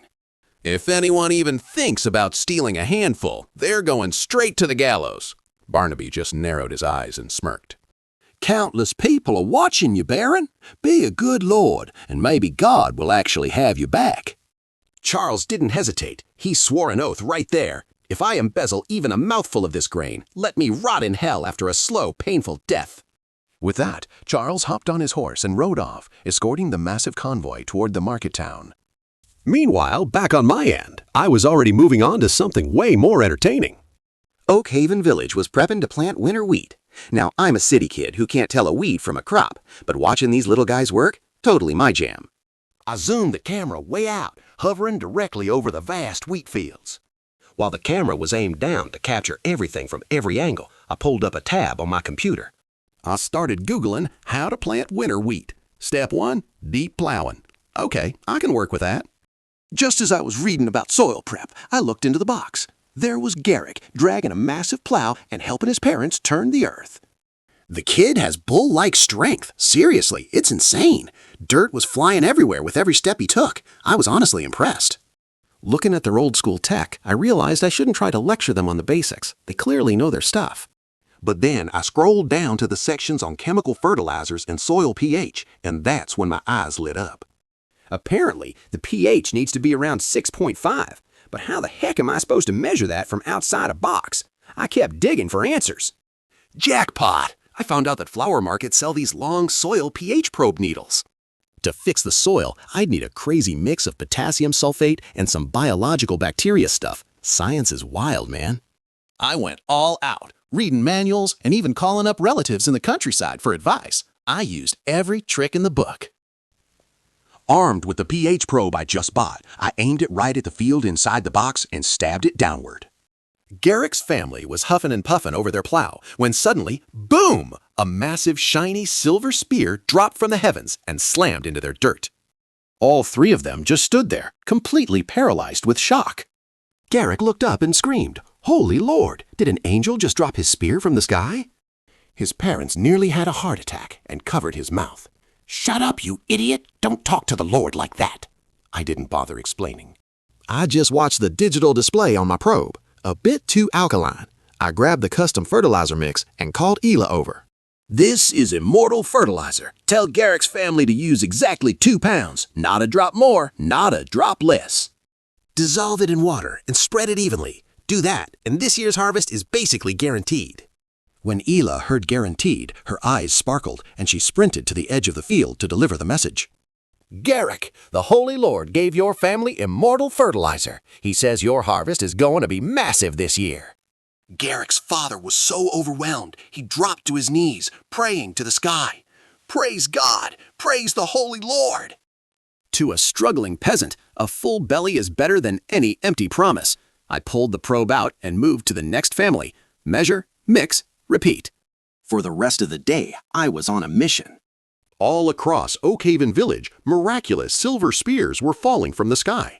One minute the probe was here, the next it was there. Ela was like my little angelic messenger, running all over the map to deliver the divine decrees for every single house. 3 pounds for you, 2 pounds for your family over here. Your land is in rough shape, so take 4 pounds, but make sure to add extra water. The villagers were absolutely beaming with joy. But the refugees from other villages, they could only watch from the sidelines, their eyes turning green with envy. The people here have it so good. Land to farm and literal immortal fertilizer from the Lord himself. Our village hasn't even seen a drop of rain yet. Must be nice. Hearing that made me pause. I felt a bit helpless. My field of view hadn't expanded to their lands yet. Even if I wanted to help, I literally couldn't reach them. But right then, the salvation index outside the box started going crazy. The numbers were ticking up at lightning speed. I was confused for a second, but then it hit me. The new Baron, Charles, must have finally started giving out the food. Things are looking up. Our view shifts over to the bustling market town. Right there in the cathedral square, relief sheds are already set up and ready to go. That high-quality white flour from the mystery family, it's been cooked down into massive vats of thick, steaming hot wheat paste. Baron Charles himself is right in the thick of it, sitting by the shed and looking intense. He's watching those guards hand out grain like a falcon tracking its prey. Meanwhile, the finance officer is running back and forth, completely drenched in sweat. Let's be real, this territory was a total dumpster fire, just rotten from the inside out. First, a brutal drought pushed the farmers to the edge of death. Then, those massive riots kicked off. People who wouldn't join the looters had no choice but to run. Thousands of refugees flooded the town, leaving everything behind just to stay alive. And the result? The streets are packed with beggars and the sick. People literally starved down to skin and bone. But then, word gets out. Free food is coming. Suddenly, people are rushing in from everywhere. The relief sheds are surrounded 3 layers deep in seconds. But with the Lord Knight himself on guard and a small army of spear-wielding guards keeping the peace, no matter how starving they were, nobody dared to start a riot or try to snatch the food. They just lined up quietly with their broken wooden bowls, waiting for a scoop of that paste. Then we see this one guy, so thin he barely looks human. He gets his bowl, but he doesn't even take a sip. Not one. Instead, he sprints to a street corner to help a young man who's basically on his last breath. Little brother, look, you're gonna make it. Drink this and you'll survive. The younger one looks up. Big brother, you have some too, please. They each take a mouthful of that flour paste. After finishing it, they just lay back in the mud, rubbing their stomachs, totally stunned that they actually survived. And then, right at that moment, a guard starts screaming at the top of his lungs. Listen up, don't you dare hide any of this. Just eat until you're full today. The Baron is doing this again tomorrow. There's gonna be food every single day. Hearing that, the older brother just loses it. Tears everywhere. Did you hear that? Every day. We finally have a lord who actually cares. Suddenly, 2 little sparks of light float up from them. They fly across the miles and sink right into the interface box in front of me. I'm just staring at the screen, watching as the salvation index starts skyrocketing like crazy. In the time it takes to eat breakfast, the score jumps by 20 points. 20! If we keep this up, this one meal just saved hundreds of people who were literally about to die. You know what that means? The fog of war is finally clearing out. I start smashing the directional buttons like a pro gamer, and sure enough, the map starts expanding in every direction. To the south, we're crossing the dark forest. To the north, over the dead hills. New land is popping up everywhere. Then, way out on the edge of the northeast corner, I spotted a tiny, lonely little village. Oh, hello! Village number 2 has officially entered the chat. I quickly zoom back to Oakhaven and call out to Ella. Ella, that village about 5 or 6 miles northeast, what's the name of that place? She doesn't even hesitate. That's Brook Village. That's where the big guy Tob and his crew used to live. As soon as she says it, the box flashes gold. I blink, and suddenly there's translucent English text appearing right next to the buttons. Oakhaven Village, Brook Village. I'm buzzing with excitement. I hit the Brook Village button, and boom, the camera teleports there instantly. I hit Oakhaven, and I'm back. Talk about a quality of life update. Fast travel points are a total game changer. I immediately have Ella round up all the refugees who came from Brook Village. Before I know it, about 20 villagers are standing there. These were the honest folks, the ones who didn't join the rebels and were eventually dragged to the fortress for food. And standing right at the front, of course it's Tob, the absolute unit. He looks up and shouts, "What's the plan, Holy Lord? Tob is ready for duty." Once I'm done, can I trade my reward with the chief for some of that Heaven's Nectar chocolate? The village chief is behind him, looking embarrassed. Shut it, you! I just ignore the bickering and ask them directly. So, you saw Oakhaven plowing the fields, right? Tell me, what are you guys thinking right now? The whole group goes dead silent for a few seconds. Finally, Tob can't help himself. He mumbles, "I'm so jealous I could cry, but we don't have any land here." But your homes are all in Brook Village, right? One guy speaks up. Yes, Lord. My family still has 2 acres there. I look at them. So, you want to go back? Nobody dared to make a sound. Dead silence. They were terrified of saying the wrong thing. Finally, Tob stepped up, heart pounding. I don't want to leave, he admitted. Working for the Holy Lord is great, but my dad, he just wants to farm again. The man doesn't know anything but planting wheat. I just nodded. Simple enough. All right, that works. Get Garrick over here. Tell him to fire up Solar War Chariot number 2. We're taking everyone back to Brook Village to see the old place. Tob's face was a masterpiece of total confusion mixed with pure shock. I didn't over-explain, just one sentence. You'll see when we get there. And with that, Solar War Chariot number 2 roared to life. This beast was way bigger than the first, basically a minibus with solar panels that looked like black crystals on the roof. It had seats, real brakes, even sunshades. Garrick and Tobe had been practicing, so they could actually drive it now. At the very least, they weren't going to accidentally mow down any pedestrians anymore. Hopefully. The chariot rattled and swayed toward Brook Village. Meanwhile, I switched my perspective, grabbed the medical nebulizer, and aimed it right at the sky above the village, spraying mist from a distance. The villagers finally saw it. Their old homes, the familiar fields. After being gone for a month, it felt like a dream, both familiar and totally alien. But get this, the sky above the village was completely shrouded in this thick, mystical white rain. No, it wasn't a trick. Real rain. And there it was again, that low cloud with a giant gargoyle dragon head peeking out. It was breathing a fine mist over the village. Absolute legendary imagery right there. The villagers went wild. The Holy Lord! He sent an archangel to bring rain to our homes. Wait! It's saved! Stop the car! Stop right now! They were losing it.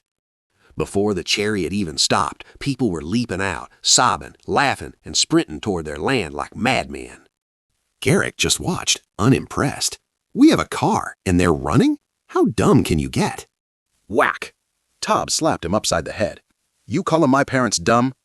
Garrick folded instantly, clutching his head. My bad, my bad. And just like that, they're best friends again. Gotta love the logic. Meanwhile, the villagers had already reached the fields, throwing themselves into the mud and laughing at the sky. This wasn't just about food. It was different from the meals at the fortress. This was the joy of home. The pure, raw happiness of standing on your own soil again. Nothing beats that feeling. Those 20 people just farmed me 8 points of salvation index on the spot. Talk about a win-win. Back at Oakhaven, they crowded around Ela, begging to move back to the village permanently, but I shut that down. Farm during the day? Fine, but you sleep in the fortress. Brook Village is still a death trap at night. They were confused. Bandits were gone. The new Baron was handing out food. Why was it still dangerous? I couldn't exactly explain the details, so I just sighed. But Ela, she's a pro at filling in the blanks. She lowered her voice, sounding all mysterious as she addressed the crowd. When the Holy Lord speaks, his voice carries the weight of the world's sorrow. He's mourning for us. Heaven knows a disaster is coming. He just can't say it out loud. Talk about a holy cover story. That was it. Nobody dared ask again. If the immortals say it's dangerous, you don't argue. So it became a routine. Every morning, the Brook Village crew hopped on Solar War Chariot number 2 to go farm. Then at dusk, they'd ride back to Oakhaven. Back and forth, every single day. Just like clocking in for a 9 to 5. I watched them for a while, but then I noticed another problem. Huge patches of farmland were just empty. The land utilization was pathetic, and the reason was pretty sad. The village used to be big, but the rebels took everyone. Some died, some ran. There was nobody left. The remaining 20 people only worked their family plots. They wouldn't touch anyone else's land. I wasn't having it. I called Ela and Barnaby over to fix this mess and redistribute the idle fields. Now Barnaby, he's a total veteran when it comes to this kind of administrative work. He tallied the survivors, checked the land deeds, and even looked for any Brook Village locals in the labor camps. He took all that ownerless wasteland and released it to the 20 people we had left. With this new system, the land each villager could farm more than doubled overnight. You should have seen them. It was like they'd been injected with pure adrenaline as they charged into the fields. Even the guys on hard labor duty were green with envy. Originally, that crew just wanted to lay low and rot away their lives as convicts to pay for their sins. But seeing how well things were going now, they realized they could wash away their crimes early, get their freedom back, and maybe score a piece of land when the next distribution hits. Boom! Just like that, I ramped up the village's hype to max levels again. Then I watched as Solar War Chariot number 2 bounced along that rough, dusty dirt road. And a classic idea hit me. You want to get rich? Build the roads first.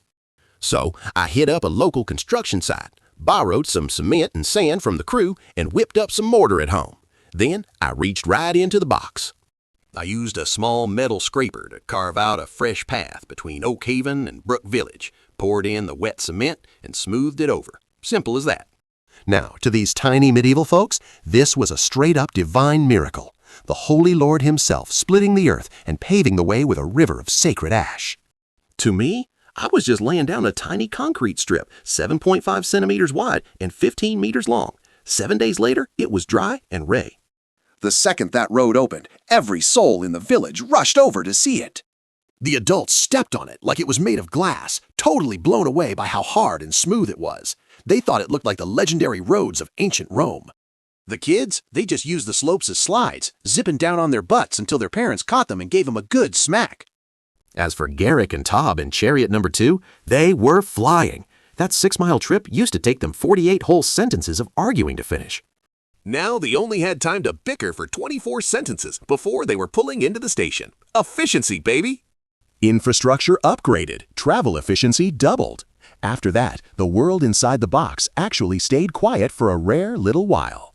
Baron Charles kept swinging by the fortress every few days to grab more grain, still out there handing out porridge and saving as many people as he could. And hey, Sir Derek was still kicking. The new Baron was too busy to deal with him, so they just coexisted. Meanwhile, over in the capital, the young king was absolutely fuming, gritting his teeth as he read report after report, begging for disaster relief from the north. But his hands were tied. He had to deal with that powerful archbishop first, so he had to just bury the reports and do nothing. As for me, I finally got some rest time. Every morning I'd drop some supplies and flick on the nebulizer to give the village a little refreshing rain. And with all that extra free time, I started living it up. I tried to send my parents money for a new house, but my old man shut that down real quick. I went out, ate like a king, saw movies, and hit the night markets, all solo. Because honestly, girls only slow down the speed of my sword draw. I was loving life, totally content, until this evening happened.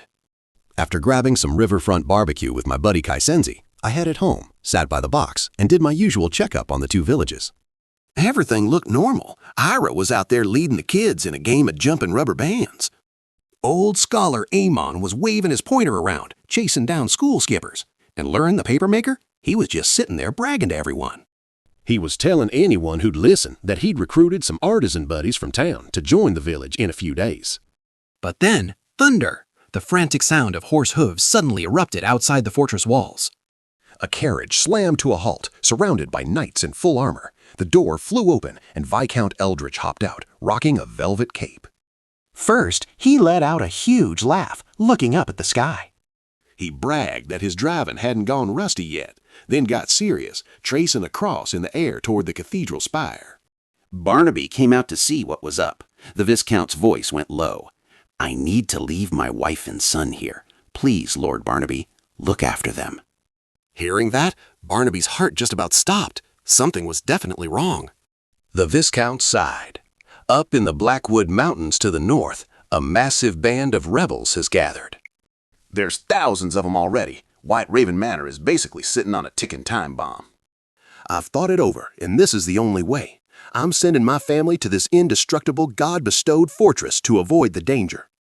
Barnaby's face went pale when he heard thousands, but the Viscount explained it wasn't just some random bandits coming back for more. No, this was worse. The entire north, territories held by barons and counts alike, had completely descended into pure chaos. Rebel armies were rising everywhere. The situation was even worse than the chaos in the market town before. Watching from above, I could only sigh. The storm I'd been dreading, it was finally here. The Great Famine had finally sparked a kingdom-wide riot, and this was just the beginning. After dropping off his family, the Viscount had to head back to White Raven Manor to prep his knights. Before he left, he placed a hand over his heart. If White Raven Manor falls, I'll have no choice but to come back and beg your noble family to save our lives again. Barnaby returned the salute. If things start looking ugly, get back here immediately. Once the Viscount left, I couldn't help but feel a bit uneasy myself. After working together at Sun Noble for so long, you can't help but get attached to the guy. I mean, really? Watching him charge off with nothing but a sword to face thousands of rebels? That's straight-up Don Quixote energy, challenging windmills single-handedly. I knew right then I had to make a move. Time to deploy Solar War Chariot number 3. This beast was huge, a solid 14 centimeters long. But in that medieval world, we're talking 28 meters, a total heavy-duty semi-truck of a vehicle. Garrick and Tob just stood there with their jaws on the floor. Hey, if it isn't massive, how's it supposed to carry heavy siege gear?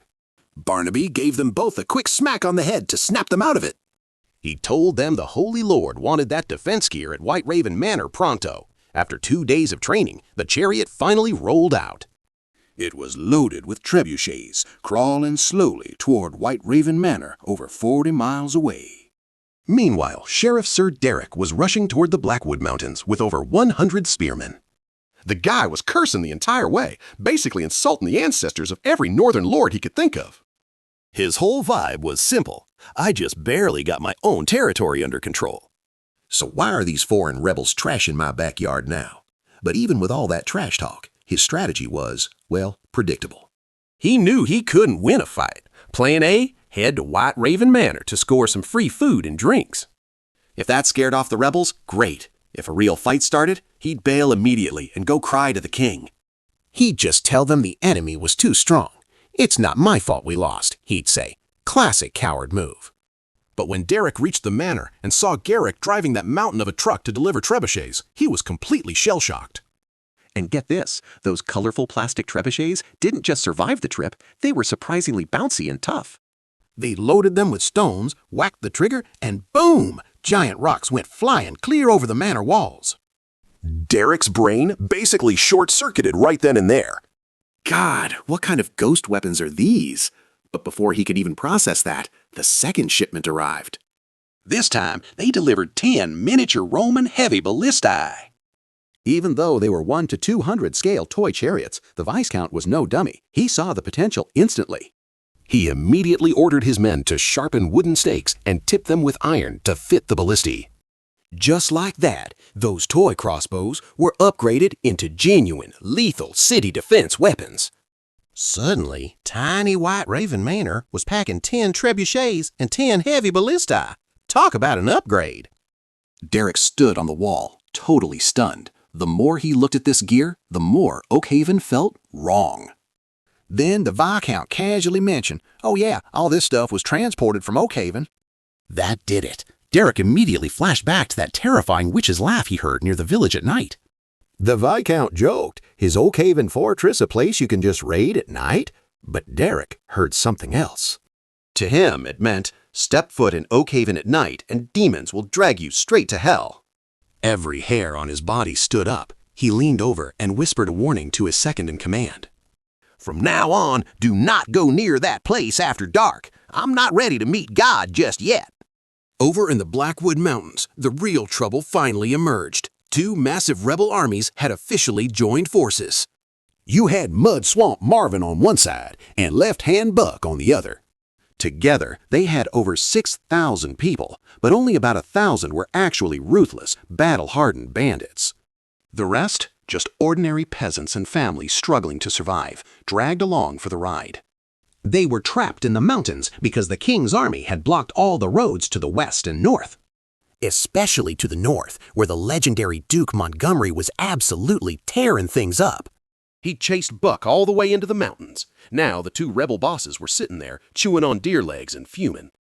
They couldn't go back north. Their only move? Head south into Baron Charles's lands. They'd heard the Baron was giving out food at the town cathedral. That meant grain, lots of it. It was an instant deal. Let's raid the town, steal the grain, and take down those noble dogs. As soon as the news hit the market town, the entire territory turned into a total powder keg. This is getting crazy. The terror from that last riot? Yeah, it's still lingering like a bad dream. Now news hits about thousands of rebels in the mountains, and everyone is officially freaking out. Baron Charles? He's totally panicking. He can't sit still for even a second. He starts scrambling, rounding up guards, hiring mercenaries, and even hyping up the locals to form a makeshift militia. He manages to pull together about 100 guys, which was the easy part. But weapons? That's a whole different nightmare. He rushes to the head craftsman from the Royal Armory, demanding weapons at top speed. But the old man, he looks beyond stressed. My lord, he stammers, we've got a major problem. There aren't enough blacksmiths left to do the work. Turns out, a ton of those hard-working smiths suddenly got a massive ego boost. One by one, something weird happened. They all showed up with piles of silver, bought their way out of servitude, and grabbed their freedom papers. Then they just took off, leaving the workshops totally deserted. Charles's head was spinning, but he quickly put the pieces together. Someone is pulling the strings, funding their freedom from the shadows. Someone with massive wealth and serious influence. Either a high-ranking noble from the capital, or that one mysterious hidden family everyone whispers about. A quick search confirms it. Oakhaven. Charles realizes, wait, it's those guys again, that ancient family. He immediately turns to his finance guy. Go to Oakhaven Fortress, now. Tell them we need to borrow their weapons. He adds, tell them it's for the people, not me. I'm just looking out for my citizens, right? Since this family is so generous and deep-rooted, there's no way they'll just sit back and watch us get slaughtered. The finance officer is sweating bullets, but he follows orders. Meanwhile, watching this all unfold from outside, I can't help but smirk. Food, water, transport, infrastructure, skilled labor, and city defenses. Check, check, and check. The logistics channels are wide open, and the foundation for something huge is finally starting to take shape. Get ready. This little medieval world is about to witness the true beginning of the industrial age.